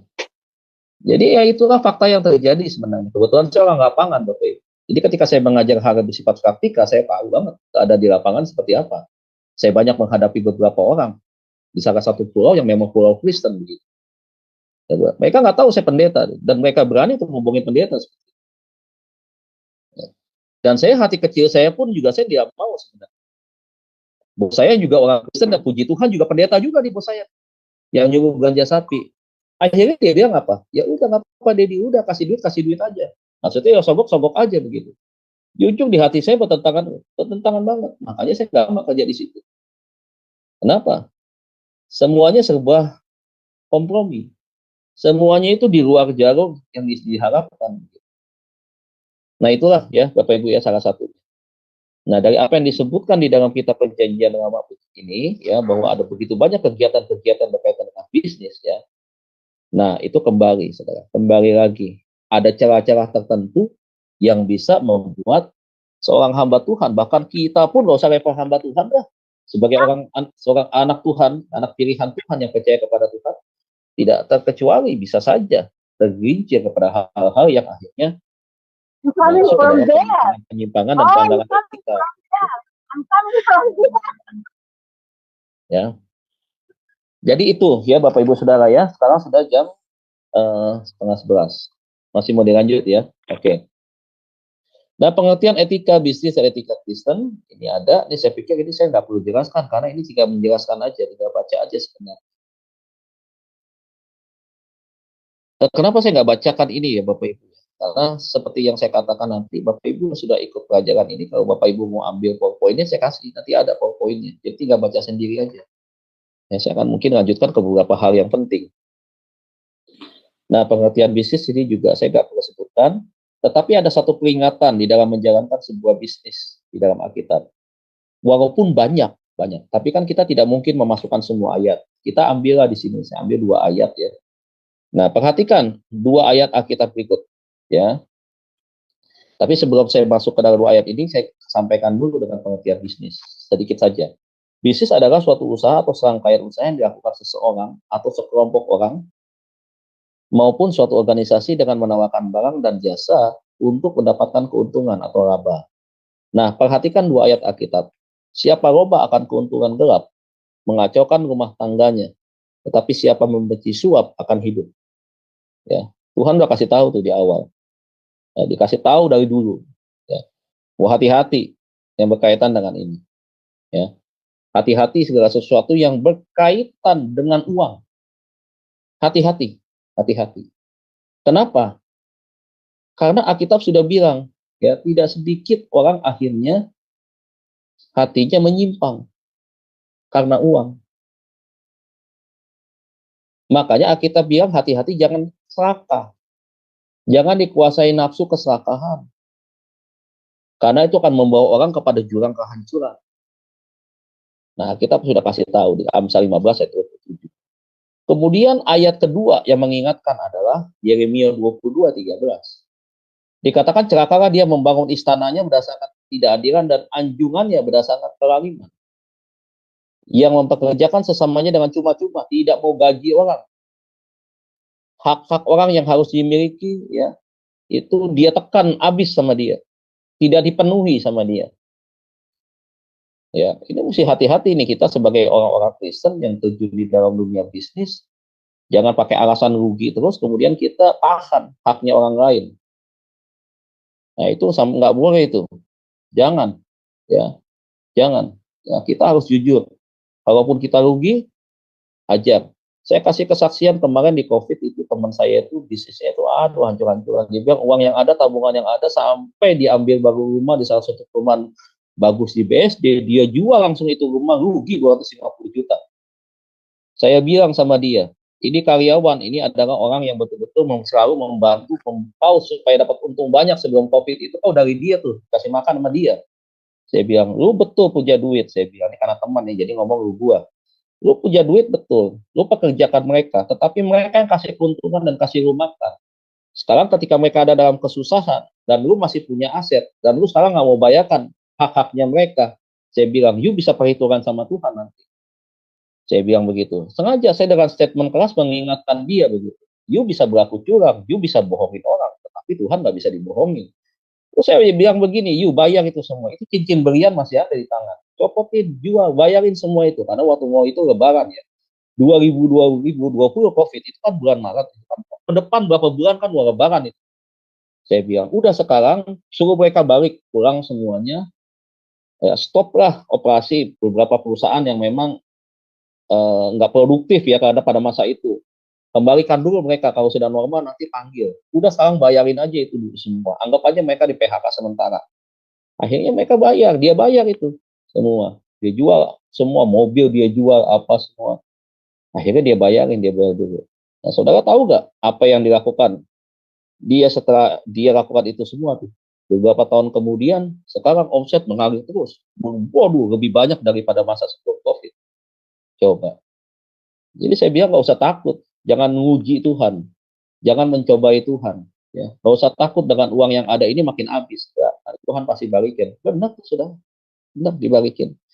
Nah, makanya hati-hati. Jangan cuma orang punya ambisi kaya raya tetapi merugikan orang lain, merampas hak orang lain, menindas harta orang lain, ya.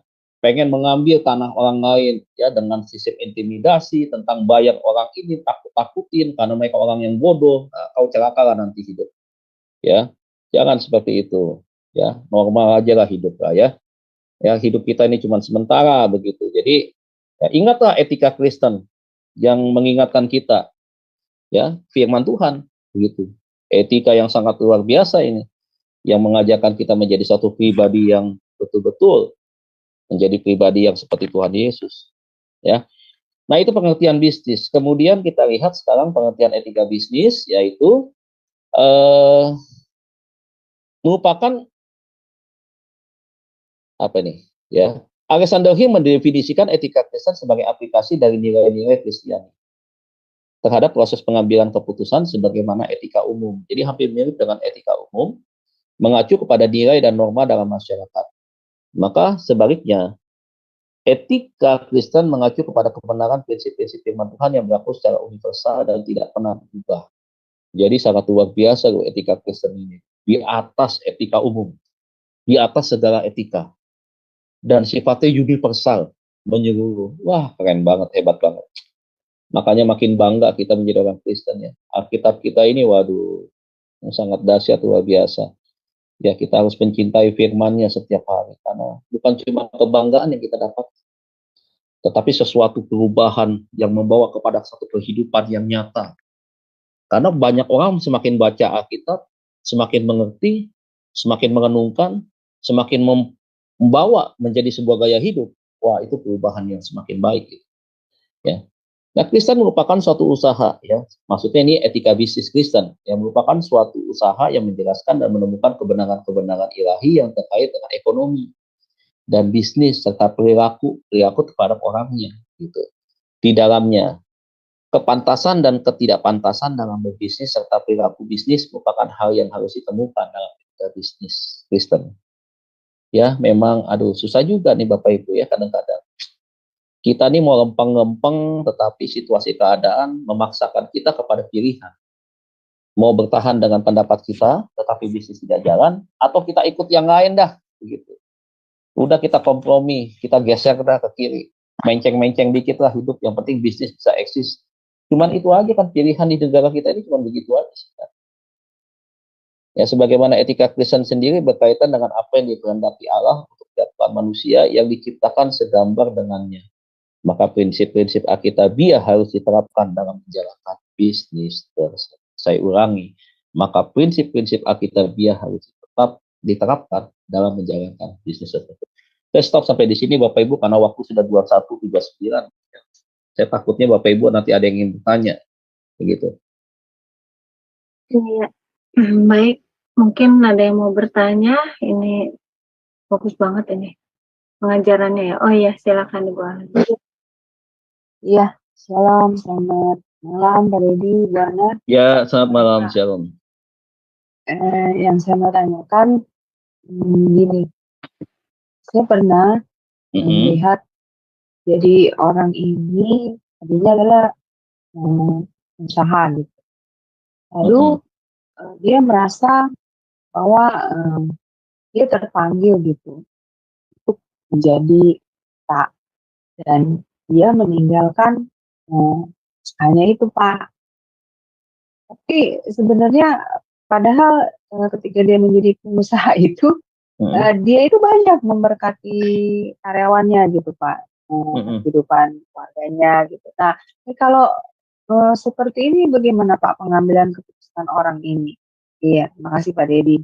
Iya, dia bisnisnya tadi gimana? Agak sedikit itu ya? Jadi dia di bisnis sebenarnya dia sebagai pengusaha itu dia sukses gitu Pak. Tapi kemudian dia mengambil keputusan untuk menjadi pendeta itu, dan dia meninggalkan usahanya, bisnisnya gitu. Padahal sebenarnya ketika dia jadi pengusaha, dia itu menjadi pengusaha yang baik gitu Pak, yang benar dalam dan menjadi berkat gitu bagi karyawannya, kehidupan keluarga karyawannya gitu dan keluarga dia. Nah ini tapi kemudian dia mengambil keputusan untuk meninggalkan bisnisnya dan dia menjadi pendeta. Nah ini kalau seperti ini salah apa tidak Pak ya tindakannya? Terima kasih. Nah ini dia mengambil salah satu. Dia pilih yang kelompok Petrus. Jadi dia tinggalkan usaha itu, pebisnis yang menjadi pendeta tadi kelompok pertama. Dia pilih yang menjadi seperti tipe Pak Petrus, yaitu menjadi sepenuh waktu. Jadi dia tidak lagi terlibat kepada bisnis, dia hanya fokus kepada pelayanan. Nah pertanyaan salah atau tidak? Tidak salah. Nah, ya tidak salah. Tentunya mungkin sudah waktunya memang. Dia berpikir bisa saja ya, mungkin bisa beda pemikirannya.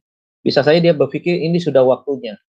Saya sudah sekian lama terjun di dalam bisnis, saya fokus kepada bisnis, dan sekarang adalah waktunya di sisa hidup saya dengan target misalkan saya target sekian pengen pensiun lebih dini ya. Saya mau jadi pendeta karena sisa waktu saya untuk Tuhan. Bisa saja dia punya keinginan seperti itu. Nah, tidak ada yang salah dengan hal ini.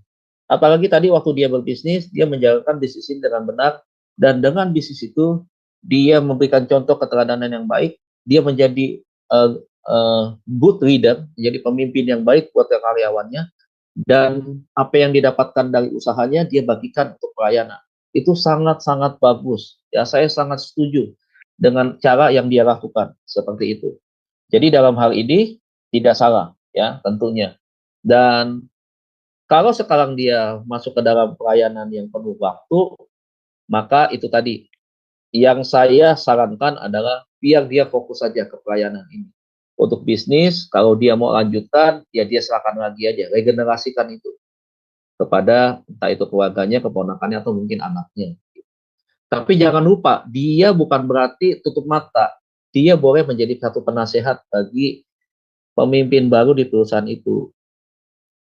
Pesan-pesan apa yang harus disampaikan gitu dalam menjalankan bisnisnya, nilai-nilai apa yang harus dipegang, prinsip moralitas apa yang harus ditaati oleh para pemimpin-pemimpin di perusahaan itu. Jadi seperti itu Bu, ya nggak ada yang salah, itu betul, baik sekali Bu. Saya setuju. Berarti dia mengambil keputusan yang tepat, tidak salah, yang tepat ya Pak ya. Tepat.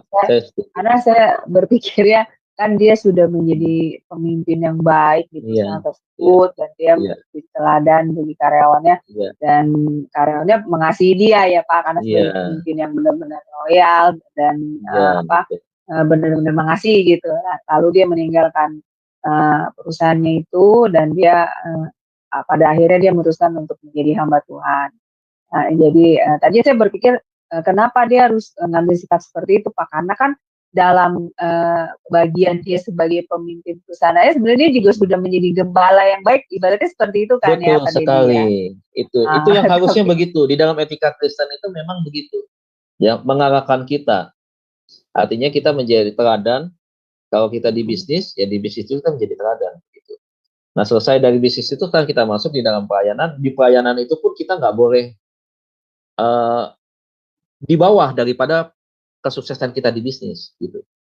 Dan di dalam dunia pelayanan kita harus lebih lagi etika. Tapi biasanya begini, kalau saya melihat seperti apa yang sudah dilakukan dengan keberhasilan dan keteladanan tadi, dengan apa yang disampaikan, biasanya dia akan lebih berhasil lagi di dalam dunia pelayanan. Dia sudah mendapatkan hal-hal yang sudah dia dapatkan. Karena sama, gereja itu kan juga berbicara tentang organisasi. Tetapi hanya bedanya yang kita terapkan di dalam organisasi gereja itu adalah nilai-nilai kebenaran.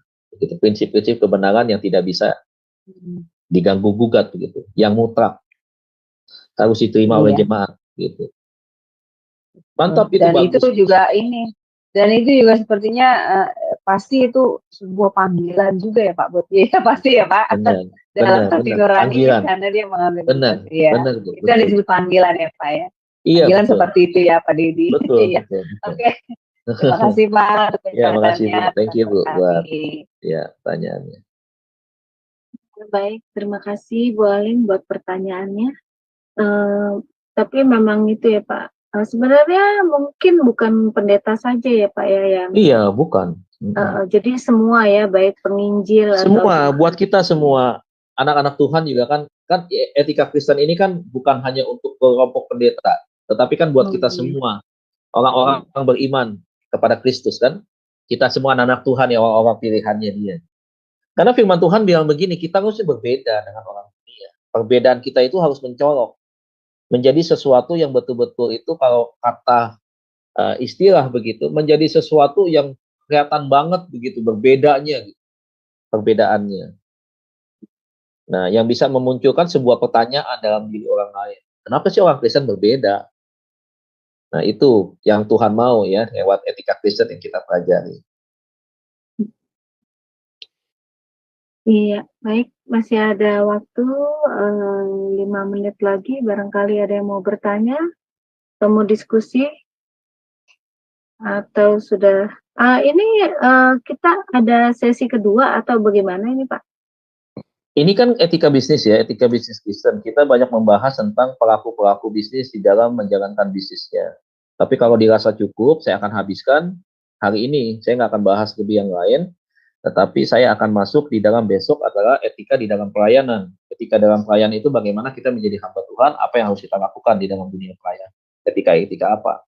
Begitu. Nah, kalau di dalam dunia bisnis ini kita harus tahu bahwa yang pertama kita harus menjauhi apa yang namanya suap. Entertainment harus kita jauhin. Ya, entertainment itu kadang-kadang itu, bukan kadang-kadang, memang umumnya itu banyak yang menyimpangnya. Kalau entertainment yang mengajak makan di restoran, itu positif. Kadang-kadang ngajak pergi ke spa, mohon maaf ya, bicara ya Bapak Ibu ya, ngajak ke spa, ngajak ditemenin perempuan-perempuan yang dalam tanda kutip adalah perempuan-perempuan yang ya seperti itu gitu ya. Nah ini nggak benar ya model-model kayak begini.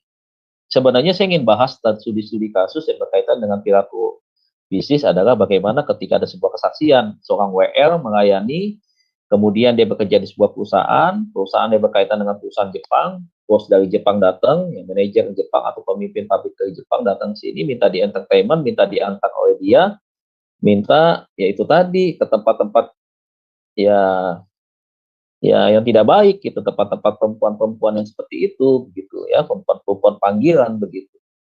Nah, bagaimana itu respon kita ya?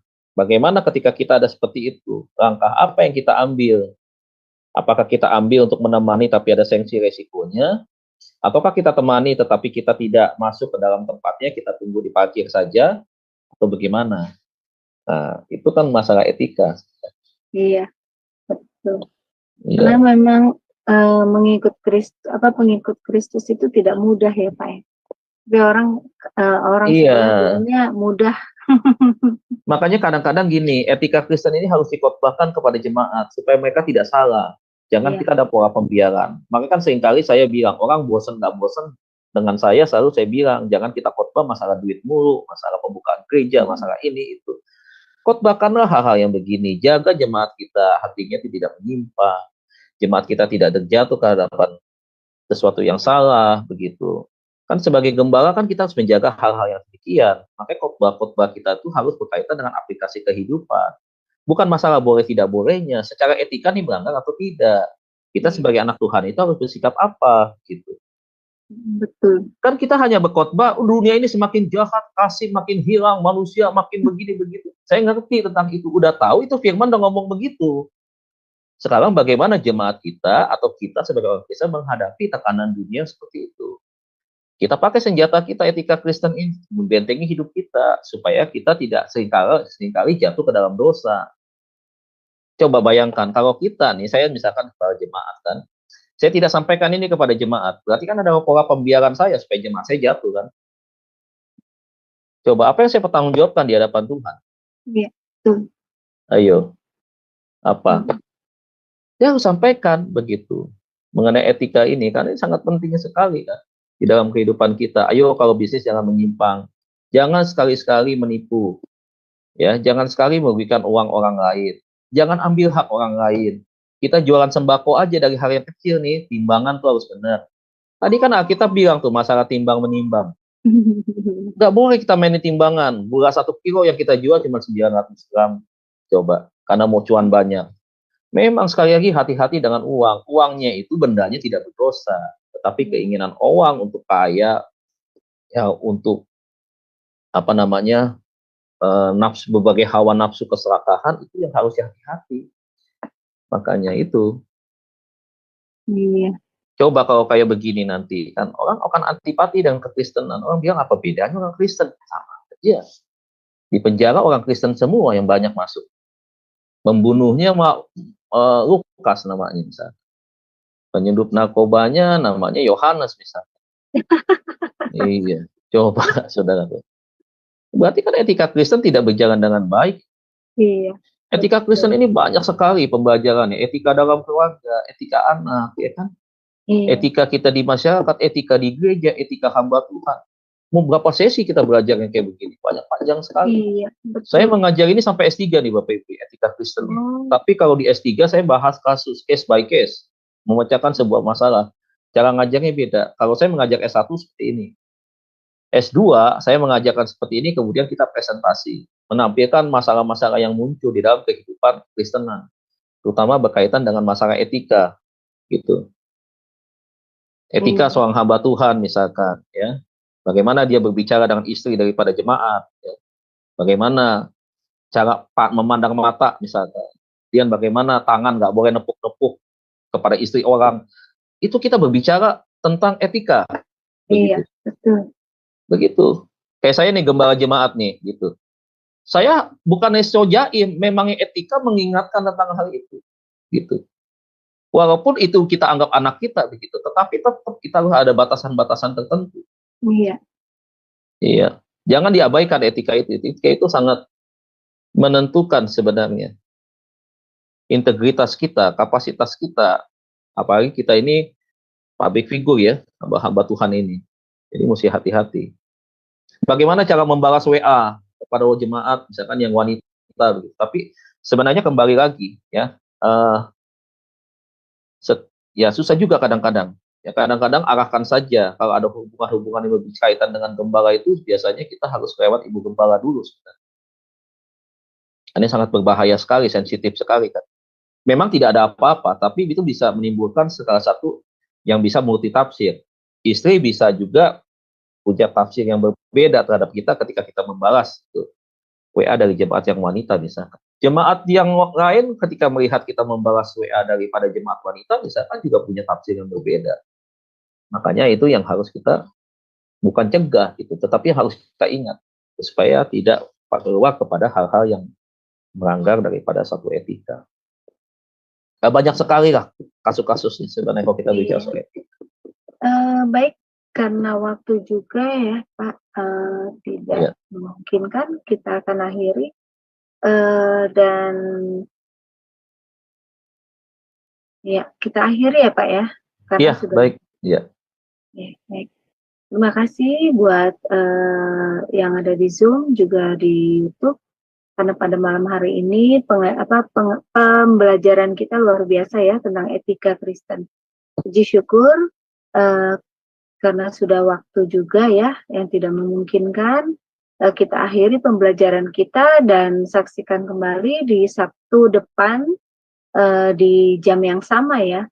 Tetapi beda ya Pak ya, itu Pak materinya ya. Iya. Juga. Minggu depan saya sampaikan beda ya. Kita akan masuk dalam, nanti kita buka Alkitab, kita bahas tentang etika hamba Tuhan. Ya, sama ini fenomenanya nyata di dalam kehidupan bergereja. Ya nanti saya sampaikan, tunggu minggu depan. Ya. etika pelayanan. Baik, terima kasih Pak. Untuk akhirnya saya minta kesediaan Bapak untuk berdoa, tapi sebelumnya closing statement terlebih dahulu Pak, silakan. Ya baik Bapak Ibu Saudara yang ada di Zoom maupun yang menyaksikan siaran ini, pengantar tentang etika Kristen saya akhiri sampai malam hari ini. Untuk yang pertama ya, yaitu tentang satu contoh juga daripada case etika sebagai pebisnis dalam Kristen, dan juga dua tipe hamba Tuhan yang bivokasional dan yang full time. Nah, inti daripada etika Kristen inilah yang menjaga kemurnian hati kita, pikiran, tindakan, dan perilaku kita sebagai makhluk sosial di tengah-tengah masyarakat yang majemuk. Karena kita hidup bukan hanya di kelompok dan golongan Kristen saja, tetapi kita di tengah-tengah banyak orang dengan berbagai banyak keyakinan, suku, budaya, bangsa, bahasa, ras, dan juga tingkat pendidikan yang beraneka ragam. Oleh sebab itu, kita ingat perintah Tuhan bahwa kita harus menjadi garam dan terang. Menjadi garam dan terang artinya berbicara tentang bagaimana kita punya pengaruh dampak yang baik, positif, dan punya keteladanan yang baik yang bisa mencerminkan nilai-nilai Kristiani dari kehidupan kita. Dan pada akhirnya Amsal 4:23 mengingatkan kepada kita untuk kita menjaga hati. Karena ketika kita menjaga hati, disitulah maka terpancar kehidupan. Kehidupan itu berbicara tentang sesuatu yang berdampak, bisa memberi manfaat, bisa memberi sesuatu nilai, ya, penilaian, dan kemudian juga membahagiakan kita sebagai sebuah pribadi yang hidupnya seperti apa yang Tuhan mau. Demikian. Baik, kita berdoa Bapak Ibu Saudara sebelum kita akhiri acara kita malam hari ini. Bapak di dalam surga, terima kasih pertemukan kami minggu depan untuk kami dapat kembali di dalam kelas etika Kristen, di mana kami akan membahas tentang etika di dalam pelayanan. Terima kasih Bapak, kami akan mengakhiri ibadah ini dan sebentar kami juga akan mengakhiri waktu kami untuk kami melakukan aktivitas berikutnya. Kami akan beristirahat. Tuhan menolong, menjaga, melindungi kami, membangunkan kami besok pagi dan kekuatan kesehatan tubuh daripada Tuhan untuk kami dapat beribadah di gereja kami masing-masing dan menerima berkat lawatan Tuhan lewat kebenaran firman. Terima kasih Bapak, biar pengajaran yang akan terus menjadi berkat bagi setiap kami. Jika namamu kekal selama-lamanya. Mari Bapak Ibu Saudara sekalian, angkat kedua tangan kita, terima berkat daripada Tuhan. Dan kasih Tuhan, hamba-hamba Tuhan yang hidup dalam kebenaran dan kasih Tuhan, hiduplah di dalam seperti kehendak Tuhan. Mari kita jaga kemurnian hati kita, hidup dan sikap perkataan kita, sehingga kehidupan kita bisa memberikan warna di tengah-tengah dunia semakin gelap ini. Di mana berkat Allah dari Allah Bapa kita di sorga, kita kasih daripada Tuhan kita Yesus Kristus, persekutuan, penyertaan Allah Roh Kudus akan menyertai kita semua, mulai malam hari ini sampai Tuhan Yesus datang. Mari menjemput kita semua, menjadikan kita pemenang, bahkan lebih daripada percaya dan berkati bersama-sama kita katakan. Amin. Terima kasih Bapak Ibu.